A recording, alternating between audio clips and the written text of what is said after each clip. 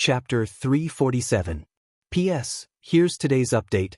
At the same time, I'm trying to get votes for Chidian's 515 Fan Festival. Everyone has 8 votes, and you can even get some coins for voting. The goddess had 2 partners, which caused some commotion in the Winged Tiger tribe. A female actually had 2 partners. The Winged Tiger tribe found it hard to accept. At the same time, they were a little restless. Many male beastmen had expectations in their eyes. Obviously, they wanted to join this big harem family, especially Guy. Since Qianjia returned to the Winged Tiger tribe, he had been very attentive to her. Obviously, he saw hope. Ning Shu just sneered at this. While Ji was sorting out the herbs, she said to Ning Shu, "It's a mess. Damn, I don't feel good." Ning Shu said lightly, "You'll get used to it." Ji, "Damn, you said that the goddess would have more than one partner. How did you know?" Ji asked casually. "Isn't the goddess beautiful?" "Yes." "That's it. Good things should be shared, right?" Ning Shu said lightly. "Ji, besides, she's the goddess. What's wrong with having more partners?" Ji scratched her head. "I feel like something is broken. It's a very bad feeling." It was hard to accept that the inherent rules were broken. Now, Ji just couldn't accept that a female could have more than one male. Such a thing had never happened before. Ning Shu shrugged. However, this beastman from the Black Snake tribe was very unfriendly, especially to Ning Shu. Sometimes, when they met in the tribe, the beastman from the Black Snake tribe would stare at Ning Shu with a pair of sinister eyes. It was very scary. Ji hid behind Ning Shu in fear. The beastman from the Black Snake tribe looked at Ning Shu, stuck out his sharp tongue, and licked his lips. He said, "You're the female who bullied my goddess?" She guessed that Qianjia must have told this man about the grudges between them. Ning Shu stared at the man's lower body. He was very curious. Did he really have 2 genitals? Ji tugged at Ning Shu's animal skin. Only then did Ning Shu realize what was going on. He was suddenly curious about whether they were in their animal form or human form when they were doing that. For example, felines had barbs on their genitals. If the men of the Winged Tiger race were in their beast form, they should have barbs on their genitals as well. If it was a 3P, would Chica be able to take it? Just the thought of it was enough to make one's nose bleed. The man from the Black Snake tribe saw that the female was looking at him strangely, so he immediately released a poisonous snake. The poisonous snake shot towards Ning Shu's face. Ning Shu grabbed the venomous snake and tore it into 2 halves with all her strength. The Black Snake beastman saw that Ning Shu had captured his pet so easily and even killed the pet he had carefully raised. "You deserve to die." The man from the Black Snake tribe opened and closed his eyes. Ning Shu stretched out his foot and crushed the snake's body, turning it into minced meat. "Come and kill me if you can." The man from the Black Snake tribe was stunned. He obviously didn't expect that there would be such a stupid female who dared to provoke a male beastman. The man from the Black Snake tribe really wanted to turn into a snake and coil around her to death. "Go, it's time to eat." Chica walked over. When she saw Ning Shu, her expression was indifferent. She didn't say a word and walked away with the Black Snake tribe beastman's arm. Whenever Qianjia faced Ning Shu, she would always feel a sense of guilt. This was because Ning Shu had previously said that she would have many partners. She had thought that it was slander, but now there was one more gu, which made her words true. Chica felt guilty and hated Ning Shu. "It feels so strange." Ji looked at the 2 people in front of her. Ning Shu shrugged and laughed. There were already 9 moons in the sky, and the weather was so cold that it could freeze people. It had been snowing nonstop. The snow was very heavy. Ning Shu had never seen such heavy snow. The snow was as heavy as goose feathers. Ning Shu had to clear the snow at the entrance of the cave every day. Otherwise, the snow would block the entrance after a long time. The house built in the tribe had been crushed by the snow, so Chica moved to the cave to live. What Ning Shu didn't expect was that the title of Goddess Chica would attract the males of many tribes, such as the charming and affectionate beastmen of the Green Fox tribe. The dragon tribe was even faster. Although they looked like Western lizard dragons, they were still dragons. There were also the honest ox tribe beastmen and the violent brown bear tribe beastmen. Ning Shu's eyebrows twitched. The female lead's harem swarmed over, and every one of them was the young chief of the tribe. They would become the leader of the tribe in the future. Ning Shu gnawed on a piece of boiled cured meat as she watched the male beastmen surrounding Qian Jia and fawning over her. There were all kinds of men. Some were charming, some were domineering, some were masculine, some were upright, some were gentle, some were charming, and some were loyal. It was simply a feast of handsome men. Just looking at them was intoxicating. Moreover, each of them was very powerful. The battle between the Winged Tiger tribe and the Black Snake tribe had attracted the attention of other tribes. They heard that they were fighting for the goddess, so they wanted to see what she looked like. As soon as they saw her, they were all fascinated by her white and lustrous skin and beautiful appearance. They also saw the delicious food she made. They all stayed in the Winged Tiger tribe and refused to leave. The other females were no longer pleasing to the eye. Especially when they heard those ambiguous sounds at night, it made every male beastman's blood boil. The first one who couldn't take it anymore was the overbearing dragon. He transformed into his dragon form and took Qian Jia away, flying to a faraway place. Then, in broad daylight, in a world of ice and snow, there was a beast bed on top of him. Then, there was negative distance between their bodies. This made the other beastmen look for her. They almost turned the entire tribe upside down. Even Ning Shu's cave was visited by these male beastmen. They wanted to see if Ning Shu had hidden the goddess. In the end, the dragon tribe beastmen were satisfied and brought Chica back to the tribe. Ning Shu looked at the blushing Chica and wondered why he didn't freeze her to death. The weather was too cold. It was so cold that even Ning Shu, who practiced peerless martial arts, couldn't stand it. But she could still do it in the snow. Perhaps the dragon tribe beastmen took the lead. Later, some beastmen wanted to communicate with Chica. They directly abducted Chica and had sex in the world of ice and snow. Ning Shu felt cold for Chica. Why didn't they just do it in the cave? Why did they have to run out? What made Ning Shu more depressed was that Chica wasn't frozen at all. Every time she came back, white smoke came out of her head. She was very hot and comfortable. Sure enough, exercise was the best way to generate heat. As long as Chica wasn't in the tribe, Rue's face didn't look good. His whole person became gloomy. Ning Shu saw Rui more than once waiting for Chica and the other male beastmen to come back. Tiske, this feeling was really sad. Ning Shu felt that after experiencing the world of flesh text, there was nothing that could destroy his worldview. But now, Ning Shu's worldview was shattered again. NP, bestial sex, it really made his worldview explode. Chapter 348. Qian Jia lived a happy life every day, but Ning Shu felt very anxious. His heart was palpitating, and his hair was standing on end. Sometimes, when he went out of the cave, he could see snakes that were supposed to be hibernating were actually crawling in the snow. Rats were in groups, and the ones behind were biting the tails of the ones in front, running away in a hurry. In the river that was already covered in thick ice, he could hear the water bubbling under the ice. Ning Shu knew that an earthquake was coming. Ning Shu didn't sleep every night and meditated until dawn. After swallowing several spirit marrow crystals, Ning Shu's strength had increased by a lot. Previously, it was just a small group of animals escaping, but now, the sky was filled with flocks of birds crying out mournfully. However, with so many birds, the people in the tribe caught a lot of them and ate a full meal.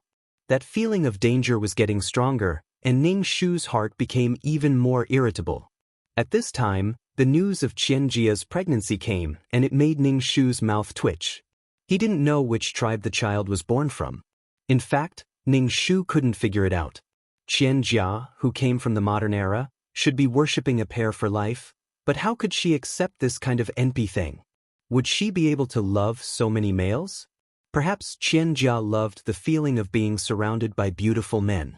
Most of Qian Jia's children didn't have the ability to transform, and Qian Jia's genes accelerated the process of transformation. In fact, there were also male beastmen who didn't succeed in their transformation. These failed female beastmen were trash and defective products, and if they didn't awaken the power of transformation at the age of 5, the little male beastman's physique wouldn't be enough to support him to survive. Usually, they would die young, and this was a process of elimination. Qianjia was actually very happy that her child was a normal person, and her child didn't die young like other male beastmen who didn't awaken. The beastmen survived in this dangerous world, and what they relied on to survive was this powerful transformation ability. Not only was Ning Shu guessing which male beastman the child in Qianjia's belly was, but the entire tribe was also wondering who the child was. Knowing that their beloved was pregnant, these male beastmen finally stopped pulling Qianjia to have sex every day. This made Qianjia feel relieved. Qianjia was very happy that she was pregnant. She wanted to treat everyone to a meal, so she invited a few female beastmen from a few tribes to help her cook. Occasionally, she would cook 1 or 2 of her signature dishes. It was winter now, and food was scarce. Rui meant to wait until winter was over to treat them, but in front of so many rivals, he couldn't say that. He didn't want Qianjia's other partners to look down on him, so he could only grit his teeth and endure. Moreover, the amount of food these female beastmen needed to survive in the Winged Tiger clan was enormous. Not only did he have to share his partner with someone else, but he also had to support his love rival. But he loved Qianjia. For Qianjia, he could endure anything. Guy took out half of the food he had in his cave. He was afraid that Qianjia and Rui would not have enough food, which would cause them to lose face. Even if he was greedy for grandiose achievements, he shouldn't be doing it at a time when resources were scarce. Was he trying to show off or something?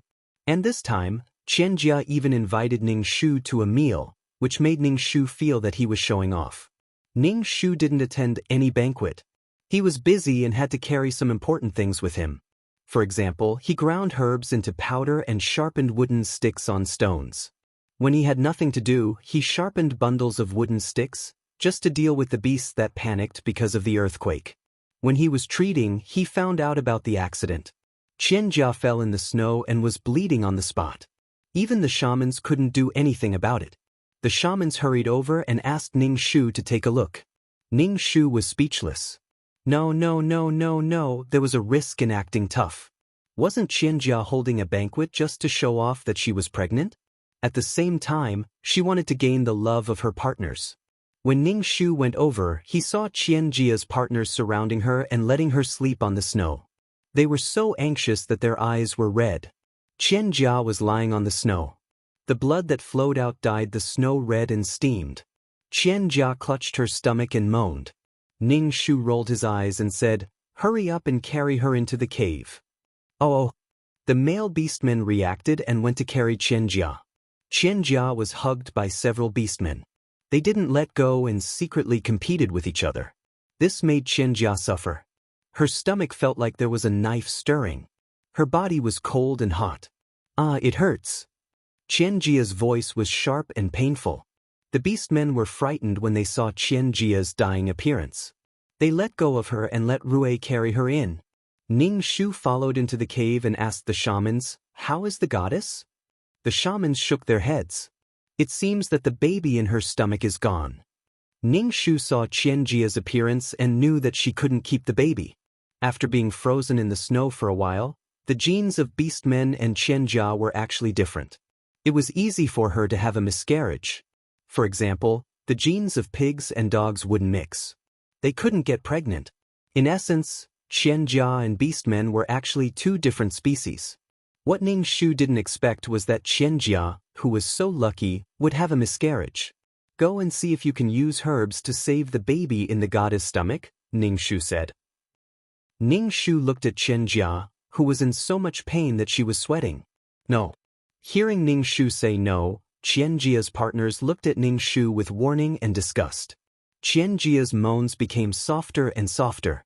Finally, her head tilted and she fainted. Ning Shu said, "Boil some hot water for her to wash." Feeling that there was nothing else for him to do, Ning Shu turned around and left.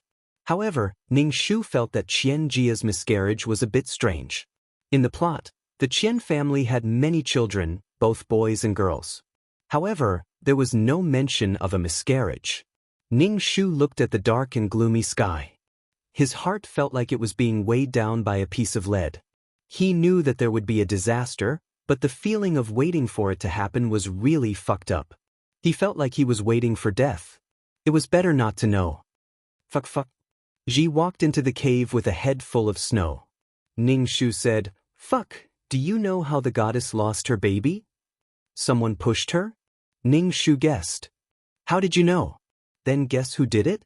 Ji's face was full of gossip. Ning Shu guessed again. "A female beastman? Fuck, you are indeed a female who has communicated with God. You can even guess this correctly." Ji looked at Ning Shu with admiration. Ning Shu was speechless. "I have seen a lot of things." "Then do you know who did it?" Ning Shu asked Ji. Ning Shu shook her head. She wasn't a god who could predict. "It was Yi. Yi pushed Jia." Ji slapped her thigh and said, "At that time, some beastmen saw that it was Yi who did it. This matter has already been reported to the leader." Chapter 349. Ning Shu didn't know which female Yi was, but she must hate Qianjia to do such a thing.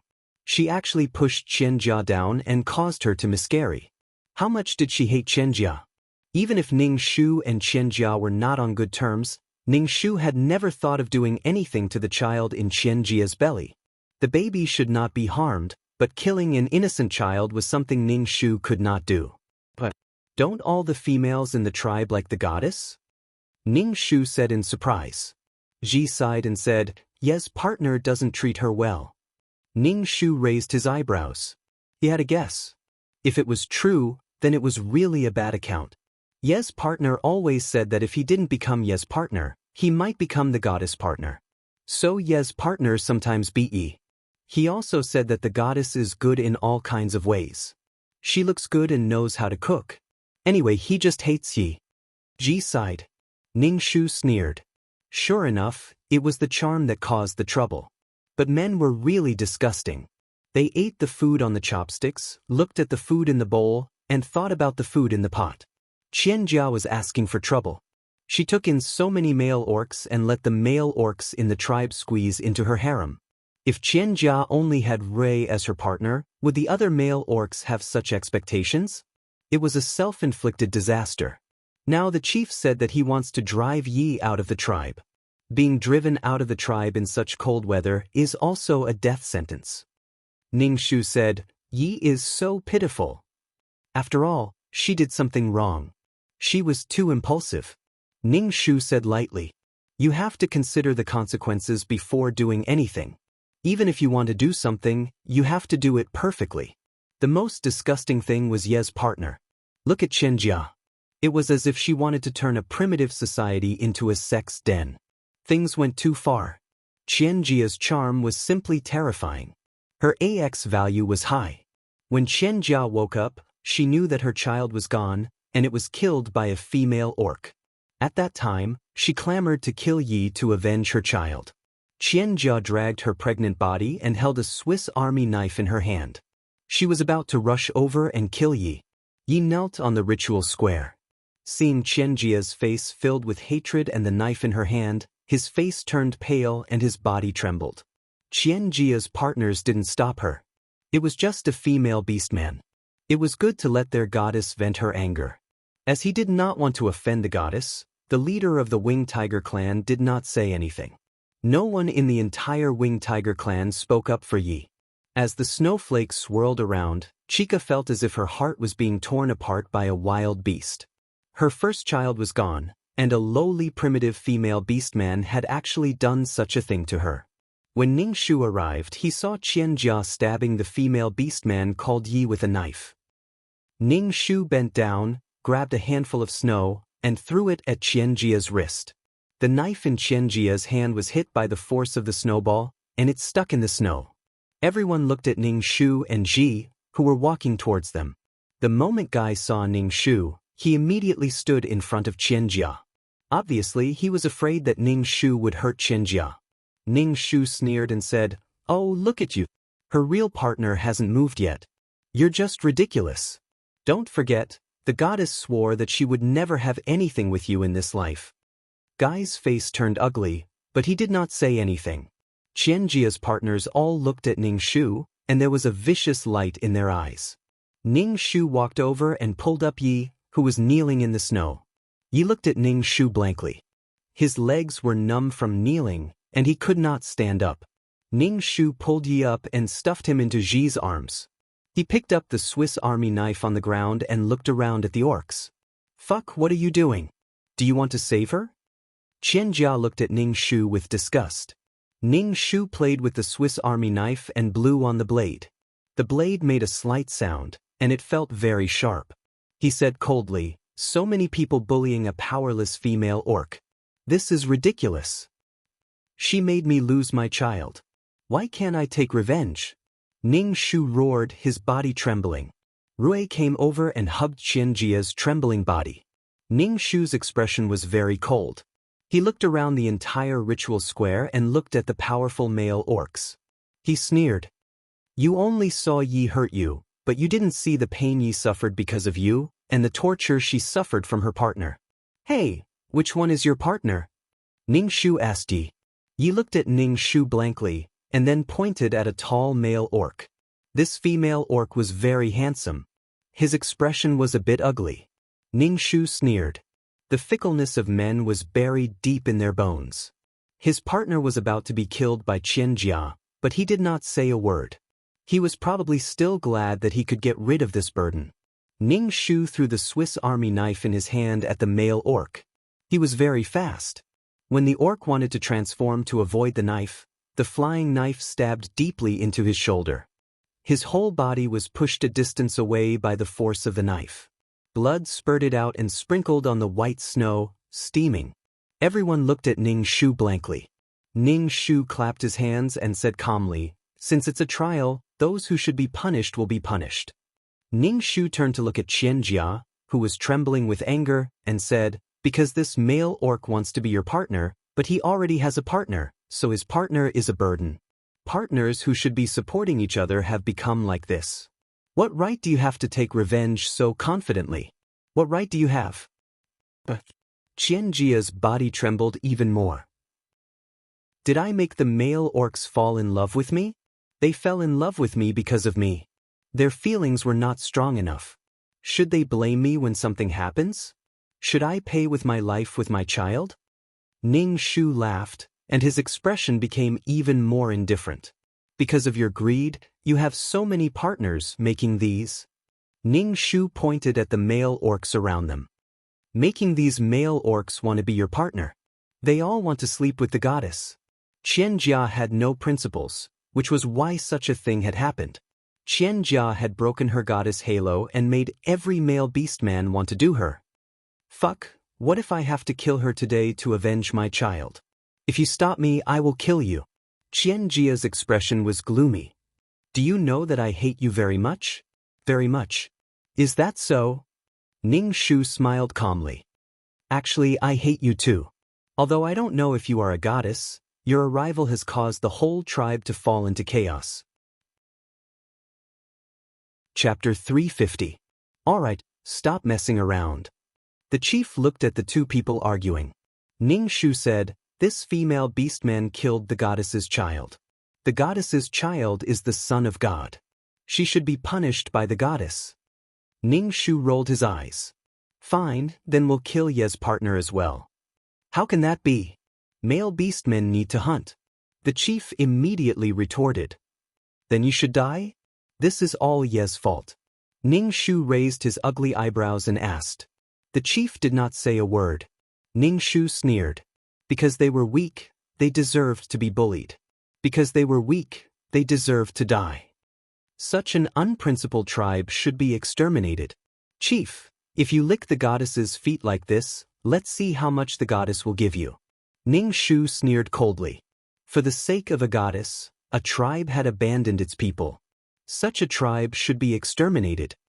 Don't think that just because God gave you power, you can be so insolent, the chief said coldly. Ning Shu said proudly, God gave me power to protect myself. You go and kill them. Kill the two of them. Qian Jia pointed at Ning Shu's partners and shouted. Qian Jia's partners immediately surrounded Ning Shu. They all transformed and sharpened their claws as they pounced on Ning Shu. Ning Shu stretched out his fist and punched the beastmen. Suddenly he felt a violent tremor. The tremor was so strong that he could not stand firm. Everyone was dumbfounded. Obviously, They didn't know what was going on. Ning Shu saw the sacrificial pillar falling towards her and hurriedly dodged it. She grabbed the branch and ran to an open space. "Earthquake, it's an earthquake!" Qianjia exclaimed. Instantly, the world turned dark. The tremor was so terrifying that Ning Shu could not stand firm. The whole world seemed to be collapsing. The ground under her feet was falling apart. Ning Shu's heart sank. She did not expect the earthquake to be so powerful. She was worried that the cave would collapse. The tremors continued, and there were screams, cries, and cries for help. Ning Shu suppressed the fear in his heart. The might of heaven and earth was so terrifying that all life forms in front of it were so fragile that they couldn't even withstand a single blow. After an unknown period of time, the tremors subsided. The world suddenly became incomparably bright again.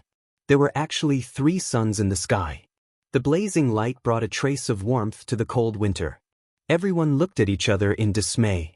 Qianjia was protected by her companions and was fine. Some people were killed by the pillars of the ancestral square. Then, the roars of the animals filled the entire forest, and the panicked animals rushed towards the tribe. From the size of dinosaurs to the size of snakes, rats, insects, and ants, all the hibernating beasts were disturbed. They were frightened by the earthquake and needed to fill their hungry stomachs at the same time. "Quick, pack your things and leave." The clan leader's voice was sharp as he shouted. "Fuck, I'm scared." Ji held onto Ning Shu tightly, and Yi held onto Ji tightly. Just like in the plot, these male orcs were the first to collect the seeds. They escorted Qianjia away and told the female orcs that they would come back to pick them up immediately. Some females were lucky enough to be taken away together. However, many little orcs and female orcs were left behind. Bastards! Ning Shu looked at the orcs flying away and cursed in his heart. They could go back and take the seeds, but they had to send Qianjia to a safe place first. This showed that in the hearts of these male orcs, the seeds and Qianjia were the most important. "Ji, don't be afraid. Gather everyone." Ning Shu said to Ji, and one by one, they fought against the beasts that rushed into the tribe. Ji's body was trembling. The female orcs were all gathered in the ancestral square. It was difficult for 2 fists to fight against 4 hands. Ning Shu took out the poison and sprinkled it on the beasts. When they returned to the cave that they usually lived in had collapsed. Ning Shu picked up the sharpened wooden stick. On the way back to the ancestral square, he saw that many female orcs had been torn apart by the beasts. There were also the corpses of little orcs. Ning Shu saved a male orc who had transformed into a little tiger. The little tiger was avoiding the pursuit of a group of wolves. Ning Shu picked up the orc. He sprinkled 2 bags of poison on the drooling waves. When they arrived at the square, Ji and a group of female orcs were huddled together. Many of the females were holding little orcs in their hands. There were many animals gathered around the square, but the whole ancestral square seemed to be covered by a layer of transparent enchantment that blocked these animals and kept the orcs in the square safe. Ning Shu breathed a sigh of relief. At least these people were fine. Although he didn't know what was going on with this enchantment. These beasts couldn't tear the people inside the enchantment apart. When they saw Ning Shu, they swarmed over to Ning Shu. Ning Shu threw the sharp wooden stick in his hand at these beasts. The stick directly pierced through the bodies of the beasts. "Fuck, come in quickly." The shaman's voice was very tired and much older. Ning Shu entered the enchantment and said with some surprise, "Old woman, they didn't take you away?" The old woman was a noble shaman. Sure enough, when disaster struck, everyone flew away. "This is the power given to me by God. I will die soon. You have to take care of these people." The shaman coughed and said, "Every shaman will get a little divine power from God." Ning Shu, was she doing this by accident? If she said that her power was given to her by God, then she wasn't the next successor. In a moment, the enchantment dimmed, like a bubble in the sun. Ning Shu hurriedly distributed the sharpened wooden sticks to everyone and said calmly, "Don't be afraid. I'm here. Ji, take everyone to the big cave later. I'll protect you from behind," Ning Shu said to Ji. Ji's lips were trembling. She just nodded, holding the wooden stick tightly in her hand, tears in her eyes.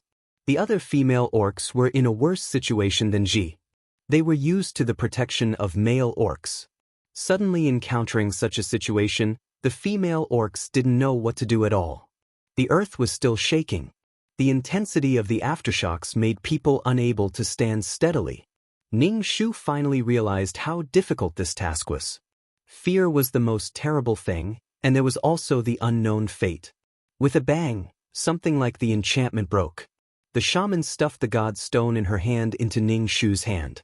She spat out blood and said, "Continue the tribe."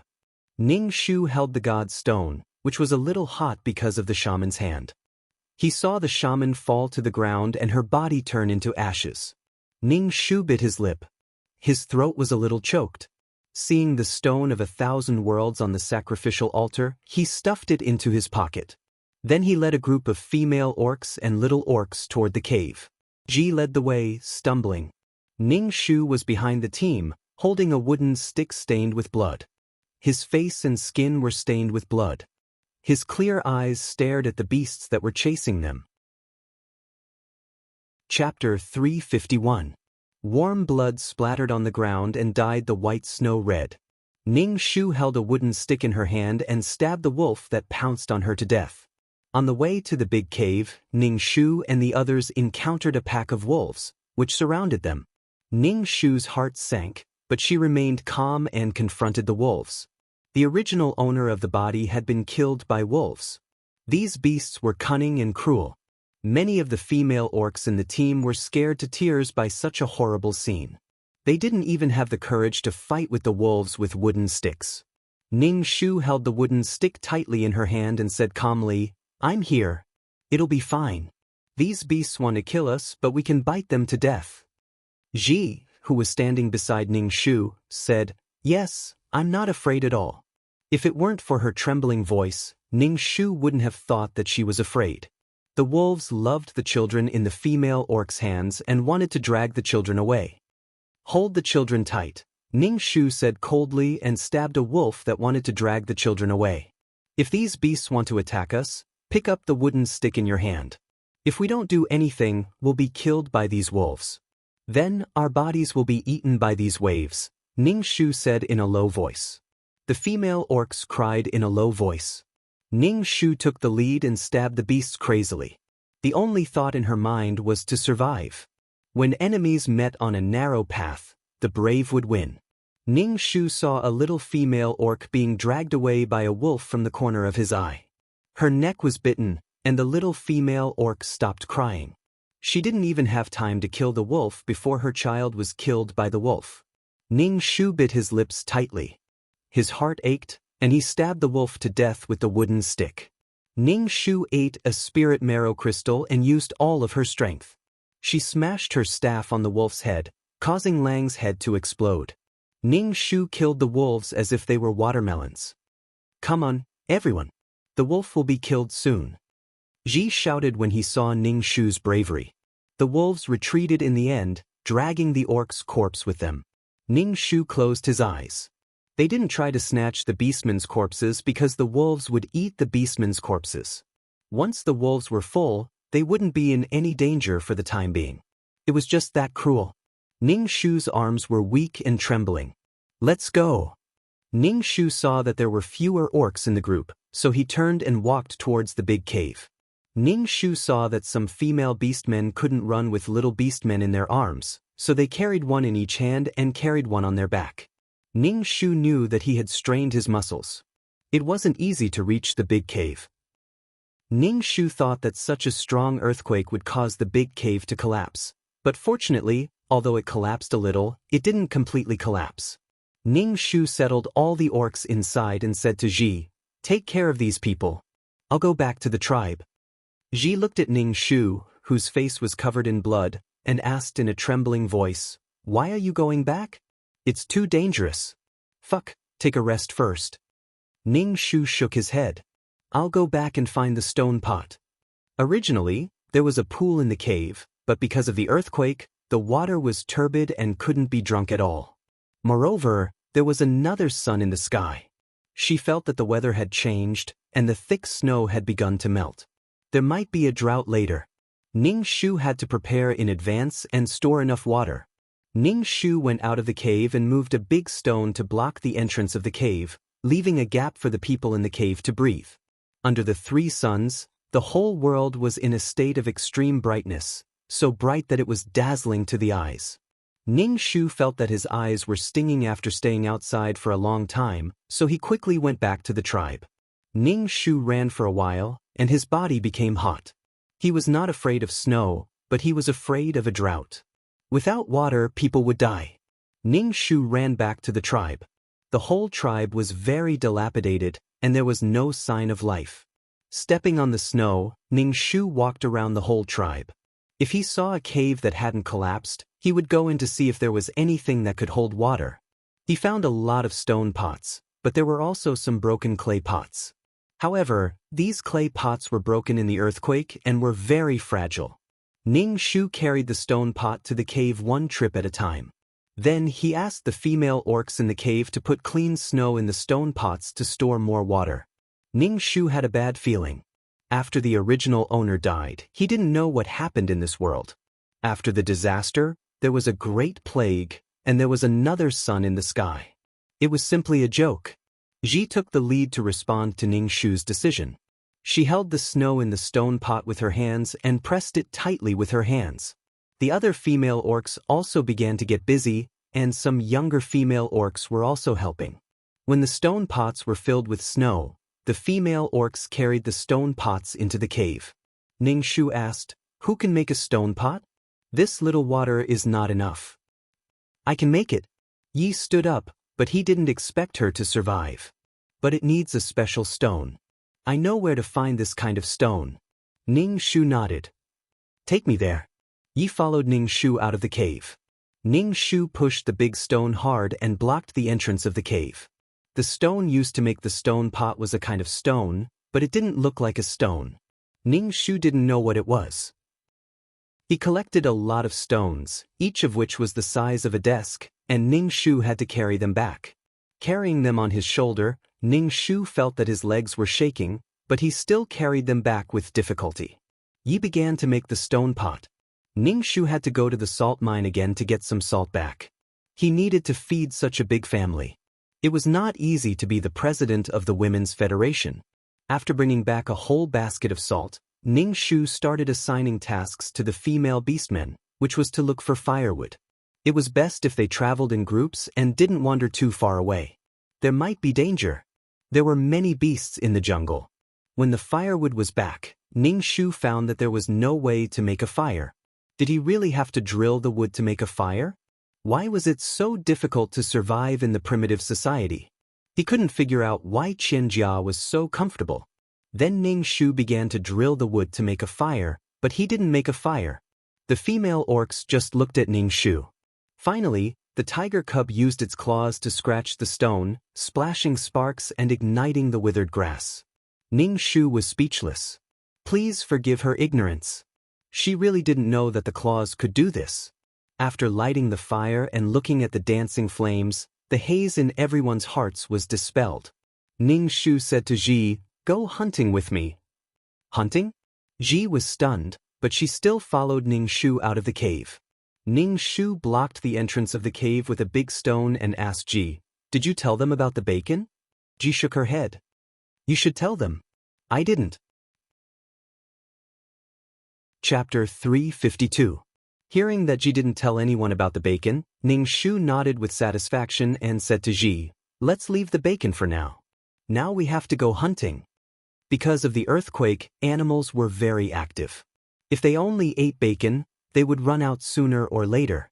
But we are females. How can we hunt? Ji held a stick in her hand, her face pale. Ning Shu said very calmly, "It's okay. I'll do it. Everything is difficult at the beginning. If we want to survive, we can only rely on ourselves now." Ning Shu found a wild boar that was digging snow. Its long fangs looked very dangerous. Ning Shu felt Ji's body trembling next to her. "Watch how I do it." Ning Shu whispered to Qianjia, then tiptoed to the wild boar. Because he stepped on the snow, there was a sound. The wild boar turned its head and saw Ning Shu. It was not afraid at all. Instead, Ning Shu rushed over and wanted to kill Ning Shu with its fangs. Ning Shu did not hesitate. He held a wooden stick and stabbed the wild boar's head, piercing it directly. Ji looked at Ning Shu in a daze. Under Ning Shu's guidance, Ji successfully killed a rabbit, but it was enough to make Ji happy. Dragging the wild boar back, the female orcs in the cave began to cook the meat. Ning Shu looked at these people and some children. There were males and females among the children. He said, "From today onwards, I am the leader of the tribe. Before the witch died, she asked me to reproduce the tribe. We are now a whole. If we want to survive, we must be united. Fuck, how can we live without males?" Ning Shu, a female orc, asked, "Won't the males come back to us?" Ning Shu sneered in his heart. On the surface, he said calmly, "Then we have to live and wait for the males to come to us. From tomorrow onwards, we will hunt by ourselves and live until the male orcs come to us." Ning Shu saw that the wild boar meat in the stone pot was cooked and said, "Give some to the child first, and then we'll eat." Ning Shu ate a bowl of meat soup and then sat down to adjust her breathing. She had used too much strength before, and her body could no longer bear it. He mobilized the qi in his dantian to heal the wounds on his muscles. The female orcs hugged their children and hugged each other, spending the night in fear. During this time, the aftershocks continued, and the world was shaking. Everyone hugged each other, and some of the more timid orcs cried silently. The next day, Ning Shu brought some female beastmen out to hunt. This was a cruel evolution. If you wanted to live, you had to bleed. Ning Shu had told them a lot of things to take note of, but he still saw a female orc being killed by her prey in a daze. The cruel and bloody scene made the other female beastmen even more afraid. They even started crying. Ning Shu suddenly did not know if this was the right thing to do. Females who had been living under the protection of males suddenly had to face such a bloody thing. Was it right or not? The first day of hunting was a failure. Ning Shu went to hunt alone, and only then did they have food for the day. Ning Shu was not in a good mood. When he returned to the cave, he did not say a word, and the female orcs did not dare to speak. When the meat was cooked, Ji put the meat in a stone bowl and gave it to Ning Shu. Ji said, "Damn, don't be angry." "I'm not angry. I just think that we will all die if we continue like this." Ning Shu looked at Ji and said, "The weather is hot. It should be winter, but there is another fireball in the sky, and the snow is beginning to melt. If the fireball keeps shining like this, there will be no water. I'm worried about how we can survive." Ning Shu sighed. Yi said, "I will try to make more stone pots and store more water before the snow melts."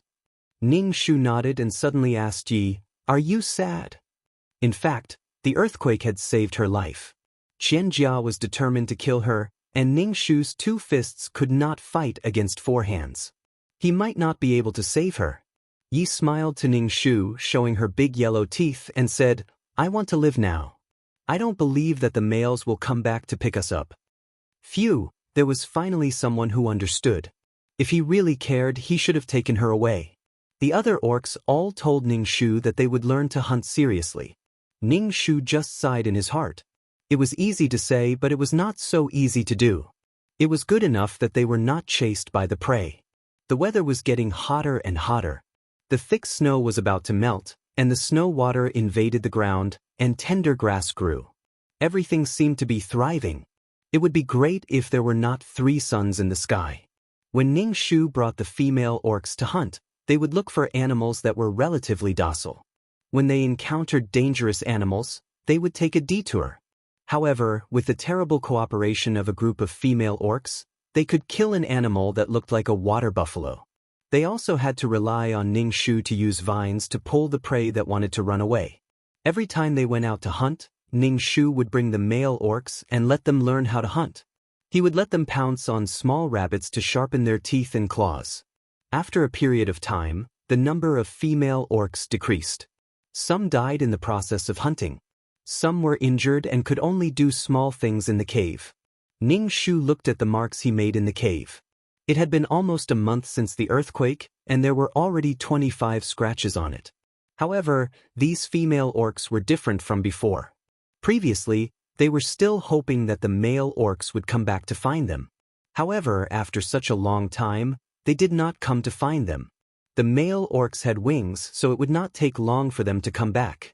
Without hope, the female orcs were now desperately trying to survive. Previously, their hands were shaking when they held wooden sticks, but now, they could quickly attack their prey. Ning Shu knew that the winged tigers had now left the primitive world and arrived at a fertile plain. Qian Jia would build her own kingdom here. The plains were suitable for farming, so the orcs who had seeds naturally started farming. Ning Shu sneered. "You've abandoned so many female beastmen. You can just wait to be exterminated. Go get gay." Perhaps the matriarchal era had come. A female could have many males in order to carry on the family line. However, females were weak, and giving birth was very dangerous for weak females. Even the mother and child could not be protected. It was impossible for them to keep giving birth. This was a dangerous primitive society. There were dangers everywhere. When these orcs' transformation ability deteriorated, they could only wait for death. However, what Ning Shu was worried about happened. When Ning Shu made the 60th mark, the weather had already become very hot. There were 3 suns in the sky, and the water level in the river was clearly dropping. Moreover, the grass on the ground was roasted by the sun. Everything was a sign that the following days would be even worse. Chapter 353. The weather was incomparably hot. As long as one stayed outside for a long time, their skin would be scorched by the sun. Ning Shu and the female orc spent most of their time in the cave. With so many people crammed in the cave, no matter how cool the cave was, there was still a warm current that made it hard for them to breathe.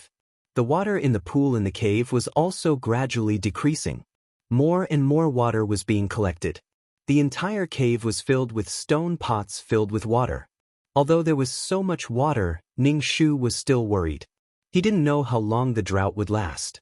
In the evening, when it was cooler, Ning Shu took the female beastmen out to hunt.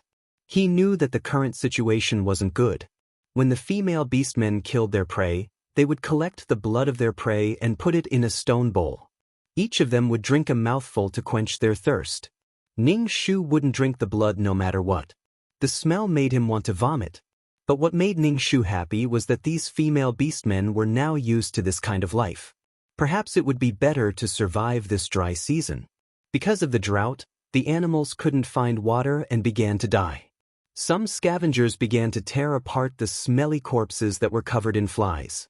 A large number of prey died, and they wouldn't be able to hunt in the future. What awaited them was death. Ning Shu was now glad that he had prepared so much cured meat. If everyone ate less, they might be able to survive for a while. He didn't know how Qian Jia and the others were doing.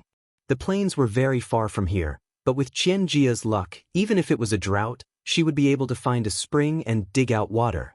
Others had a difficult life, but it wasn't a problem for Qian Jia. There was no way to compare people. If there was no heaven's favor, then they had to pamper themselves.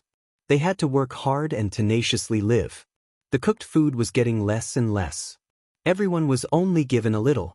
It was enough to maintain their body's condition. The weather was getting hotter. Ning Shu roughly estimated that it was about 50 degrees Celsius. His feet hurt from the heat. Ning Shu wiped the sweat on his head. It was so hot that he wanted to stick out his tongue to cool down. However, as the chief of the tribe, how could Ning Shu do such a thing in front of so many people? There were 100 marks on the stone wall.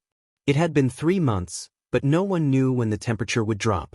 Some of the female orcs and little orcs in the cave were already suffering from diarrhea and dehydration.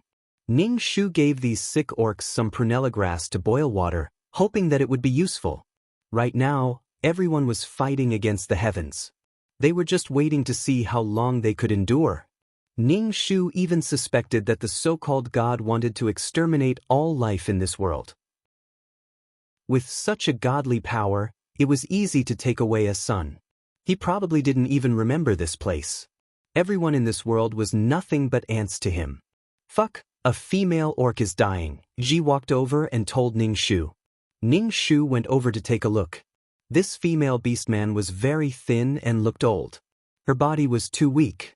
Under such conditions, the first ones to die were the children and the elderly. "Chief, you don't need to give me the medicine.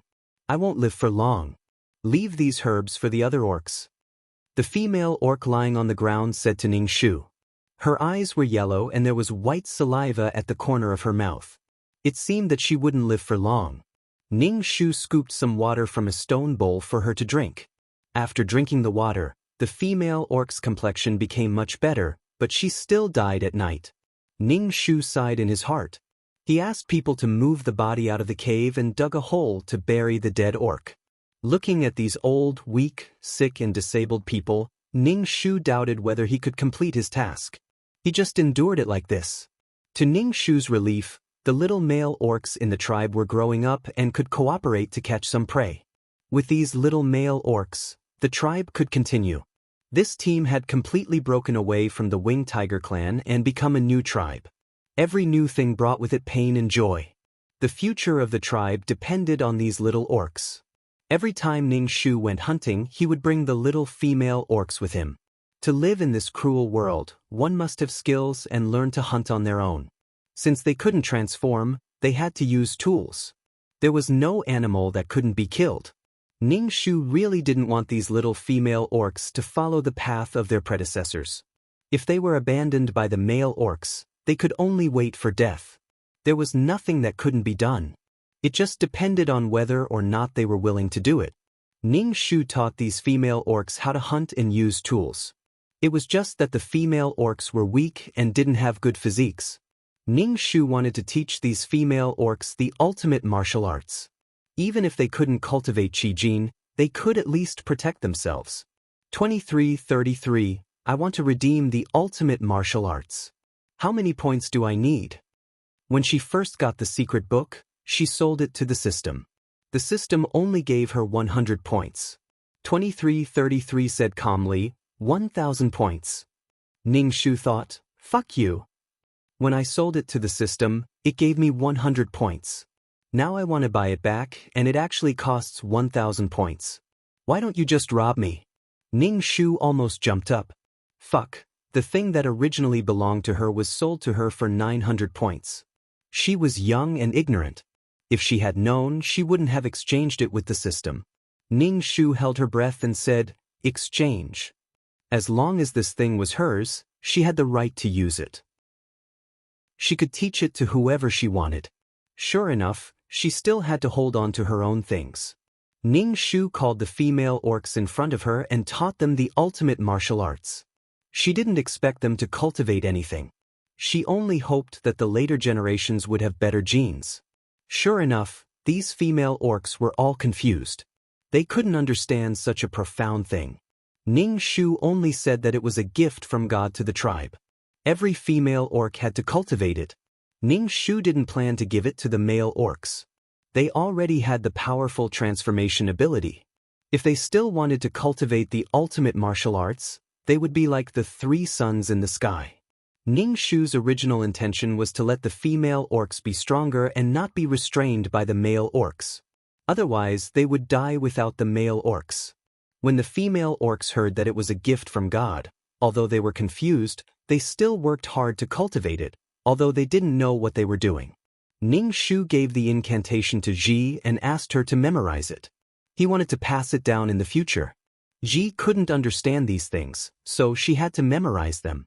Ning Shu began to think about the inheritance of the shaman. He gave the god's stone to the female orcs to see if they could communicate with the god's stone and become shamans. Existence was reasonable. This world was created by God, so it should have faith in God. Ning Shu was looking forward to when he could have such power. Chapter 354. Ning Shu had forgotten one thing, which was that practicing martial arts would increase one's appetite. Therefore, when Ning Shu realized what was going on, several little female orcs were looking at Ning Shu eagerly. Ning Shu was speechless. However, Ning Shu was very happy.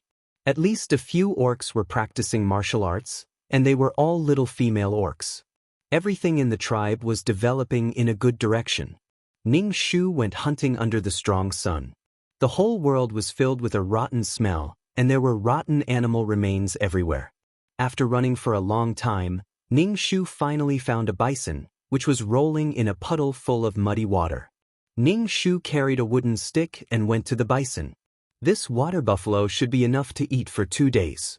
Ning Shu sighed deeply in her heart. She killed the bison and was about to lift it up when something suddenly jumped on her shoulder, grabbed her hair, and squeaked. Ning Shu turned her head and saw a little gray ball. She almost twisted her waist. She closed her eyes and took a deep breath. This was an illusion. This was an illusion. How could she see this little thing in this world? Could it be this little thing's ancestor? Squeak, squeak, squeak. The little gray ball squeaked and looked at Ning Shu with its black bean-like eyes. Its nose twitched and tears came out. It seemed to be very thirsty, and then it licked the tears into its mouth. Ning Shu was speechless. Ning Shu carried the water buffalo back to the cave. As soon as they arrived, the little gray ball jumped into the stone pot and drank water. Ji looked at the little gray ball. Ning Shu asked, "What is this?" "I don't know." Ning Shu rolled her eyes. She had met such a mouse-like thing in the world of the princess. She had given this little gray ball to Li Wen, but why was this little thing here? Ning Shu could feel that this little thing should know her. The little thing drank all the water in the stone pot and then jumped onto Ning Shu's shoulder. It shrieked and grabbed Ning Shu's hair. Ning Shu squeaked. Ning Shu was speechless. The little gray ball dropped its tears and licked them into its mouth. Then it ran out of the cave. Ning Shu held the wooden stick in his hand and chased after the gray ball. In the end, he found a person lying in a low thicket of thorns. The little gray ball squeaked at the man lying on the ground. Ning Shu first saw a pair of dusty black shoes embroidered with cloud patterns, then a bright yellow dragon robe, and then a disheveled face. Ning Shu wiped his face and squatted down to remove the hair from his face. Sure enough, it was Li Wen. His skin was already tanned by the sun, and his lips were so dry that they were curling. Damn it, how did he come to this world? Ning Shu picked him up horizontally and carried him back to the cave like a princess. Ji was speechless. Ning Shu threw Li Wen on the withered grass, scooped some water and poured it into his mouth. Li Wen, who was unconscious, drank the water instinctively. The little gray ball stared at Li Wen. Ning Shu took off his clothes, leaving only his underwear, revealing Li Wen's muscular body. Ning Shu poured some water on him. Ji looked at Li Wen in surprise, but her hand touched Li Wen's clothes. She said to Ning Shu in surprise, "Damn, look at this animal's skin. It's so comfortable. There's something on it. What is it?" Ning Shu was speechless. Every once in a while, Ning Shu would give Li Wen some water. The little gray ball seemed to know that it was safe and curled up into a ball and fell asleep on Li Wen's body. It was a strange feeling to meet an old friend in such a world. How did Li Wen come here? Li Wen woke up a day later. When he opened his eyes, he saw a magnified ugly face. He almost fainted again. Miss. Li Wen called the ugly person in front of him. He had never seen such an ugly person. He looked around and saw that he was in a big hole.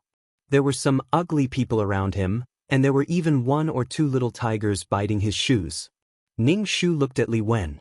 In an unfamiliar environment, Li Wen was scared at first, but then he calmed down. "I want to eat something. Can you give me something to eat?" Li Wen asked Ning Shu. Ning Shu nodded and gave Li Wen a bowl of meat. Li Wen had been hungry for a long time since he came to this world. He just boiled it with water and added salt. The meat was very fishy, but Li Wen ate it very happily. "May I ask what this place is?" Li Wen asked Ning Shu. Ning Shu didn't say anything and just looked at Li Wen. "How the hell did you come here? Can't you understand what I'm saying?" Li Wen asked again. Ning Shu said, "Who are you? How did you come here?" "I came here because of this little thing." Li Wen reached out and touched the little gray ball. Ning Shu? Dumbfounded. Ning Shu asked 2333, "What's wrong with this person?" 2333 thought for a moment and said, "There are some mysterious things in the world. This thing should be a silver cloud mink. It lives in space and its main food is some destroyed plane fragments. So, it has the ability to freely travel between planes."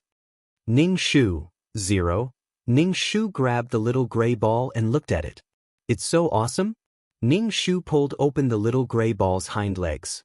Yes, it has a male dick. The little gray ball opened its eyes and kicked Ning Shu's face and jumped onto Li Wen. Such an awesome thing didn't like her. She was speechless. She was the one who met this little thing first. Li Wen stayed in the cave, but he felt that his worldview was being challenged everywhere. 3 suns, 10 moons, and even a child had turned into a winged tiger in an instant. Monster. Also, he couldn't understand what others were saying. He could only communicate with one person, the leader of the tribe. Li Wen wiped his face. What the hell was this place? What made Li Wen depressed was that he couldn't do anything here. He couldn't hunt. He was the emperor, but he was so useless. His ability to stabilize the country was useless here. Every day he had to wait for a bowl of meat. This made Li Wen feel very ashamed. Ning Shu looked at Li Wen's bitter face and lit a candle for Li Wen. If he came here and couldn't go back, what would he do? Seeing the little gray ball's unreliable appearance, Ning Shu felt that Li Wen would be in charge in the future.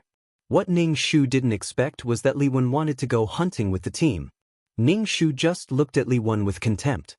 It was okay to command others, but to go hunting himself? What a joke. Li Wen was the emperor, and he practiced martial arts to strengthen his body. He felt that it was useful to go hunting occasionally. Ning Shu didn't stop him and let him go. When he really fought with these prey, Li Wen felt that these animals were fierce. Every meal was a struggle for life. Now, Li Wen wanted to go home. He really wanted to go home. Chapter 355. The weather was getting hotter and hotter, and the sunlight was getting more and more intense. The leaves were already crispy and would crumble with a pinch. The grass on the ground had withered, revealing the yellow sand on the ground. It felt like there was no green in the entire world. Ning Shu no longer dared to bring the team out to hunt, because if they stayed outside for another 10 minutes, they might get dehydrated and heat stroke. Their skin would be directly sunburned. Everyone huddled in the cave, and there was not a single drop of water in the cave. It was as if all the water in the world had evaporated, and there was not even a drop of dew in the morning. They were even more frugal now. Ning Shu had already drawn 120 marks on the wall. It had been 4 months of drought, but there was still no sign of rain. Ning Shu looked at the water in the stone pot, not knowing how long they could last. If it still did not rain, they would really be waiting for death. The previously handsome, dignified, and noble Li Wen had no water to wash up with now. His face was covered in black dust, but as he sat on the ground and leaned against the stone wall, his aura did not let others look down on him. Ning Shu gave the little gray ball a little bit of spirit marrow crystal powder. After eating it, the little gray ball fell into a deep sleep, and Li Wen hugged it. Li Wen's face was calm, but his heart was going crazy. He really wanted to shake this little thing awake. If it fell asleep, how was he going to go back? Where did this little thing bring her to? Oh my God. There was no more prey in the forest, and many animals had died of thirst. Ning Shu decided to take out the bacon buried under his feet. The tribe was filled with a sense of despair, but when they saw Ning Shu dig out the bacon, everyone's eyes lit up. Even Li Wen looked at Ning Shu with admiration. Obviously, he felt that Ning Shu was prepared. I feel like you're very familiar. Li Wen raised his eyebrows and asked Ning Shu. Ning Shu glanced at him very elegantly. In the past, you were the emperor, and I had to curry favor with you everywhere. Now, I'm the master here. I don't know you. Li Wen. He felt that this person looked down on him. Because the temperature was too high, female orcs with weak physiques kept dying in the tribe, but the ones who survived were the ones with better physiques. What made Ning Shu satisfied was that the female beastman didn't die, and the male beastman also didn't die under Ning Shu's protection. After this difficult time, the entire tribe would be able to continue. Li Wen saw Ning Shu looking at the corpses of his clansmen indifferently and asked, "Aren't you sad? Are they your clansmen?" When Ning Shu heard this, he almost spat out his saliva. As the person who killed all of his brothers to ascend the throne, he actually had the face to ask him this question? Can you be any more hypocritical? Ning Shu didn't say anything. There were already 150 marks on the wall. It had already been 5 months. The trees had already died under the scorching sun. There was no more water in the cave. There were only 2 stone pots of water left. Ning Shu wiped his face. His heart was filled with despair. In front of the heavens and earth, everyone was humble and weak. What was going on with the heavens and earth? Ning Shu said, "Fuck, can you pray to God? Did God give up on us?" Ning Shu, how should she pray? Pray your ass. She didn't even know who God was. Under Ji's gaze, Ning Shu held the stone of 10,000 worlds and mumbled nonsense. Li Wen raised his eyebrows and looked at Ning Shu. Obviously, he didn't believe in God. Ning Shu didn't know if it was an illusion, but he felt that the stone of 10,000 worlds in his hand was a little hot, and it was getting hotter and hotter. Suddenly, it flew out of his palm and into the sky. Then, a huge black hand appeared in the sky and scooped up the stone of 10,000 worlds. What the fuck? Ning Shu almost peed his pants. In all honesty, he was just touching the stone of 10,000 worlds. He didn't have any intention of taking the stone of 10,000 worlds. The huge black hand paused in the sky and directly crushed 2 suns before disappearing. Ning Shu, what was that? Li Wen's voice was trembling. Li Wen, who didn't change his expression even when Mount Tai collapsed in front of him, was stunned at this moment. Ning Shu swallowed a mouthful of saliva. Oh my God, his heart was trembling. That's our God. Ning Shu puffed out his chest and said, "Oh oh oh." All the orcs cheered. With 2 suns gone, the sky became much darker and wasn't as dazzling as before. Ning Shu clutched his chest. He was so scared that he had a heart attack. Li Wen's pupils trembled. Obviously, he was shocked by the huge power of the huge black hand. The ants suddenly realized that there was something even more powerful in this world. With Li Wen's mindset, he wanted to pursue this power. He thought that he was lucky to have this little thing in his arms. He didn't expect to see such power. Li Wen was an emperor. He never believed in such supernatural things. However, he saw such a powerful power with his own eyes. Because there were 2 less suns in the sky, the world suddenly became cooler. It was so hot before, but why did it suddenly become cold? It even felt a little cold. It was easy for the cold and hot clouds to accumulate. After 2 days, it finally rained. After nearly half a year, it finally rained. The orcs jumped and cheered in the heavy rain. They opened their mouths to catch the rainwater. The female orcs took out the stone pot to collect the rainwater. Ning Shu raised his head and let the bean-sized raindrops hit his face. It was a little painful and itchy, but there was an indescribable joy in his heart. At the same time, he was extremely shocked. The strong could control the fate of others. When would he be strong enough to control his own fate and not let his fate be controlled by others? After the rain, the grass grew again. Some withered books sprouted again. The whole world was filled with a fresh smell. No matter who that god was, Ning Shu was grateful to him. His casual actions saved many lives and allowed her to not fail her mission. Amitabha. A good person would live a peaceful life. One day, she would also become a powerful existence. Before that, she had to live and work hard to live.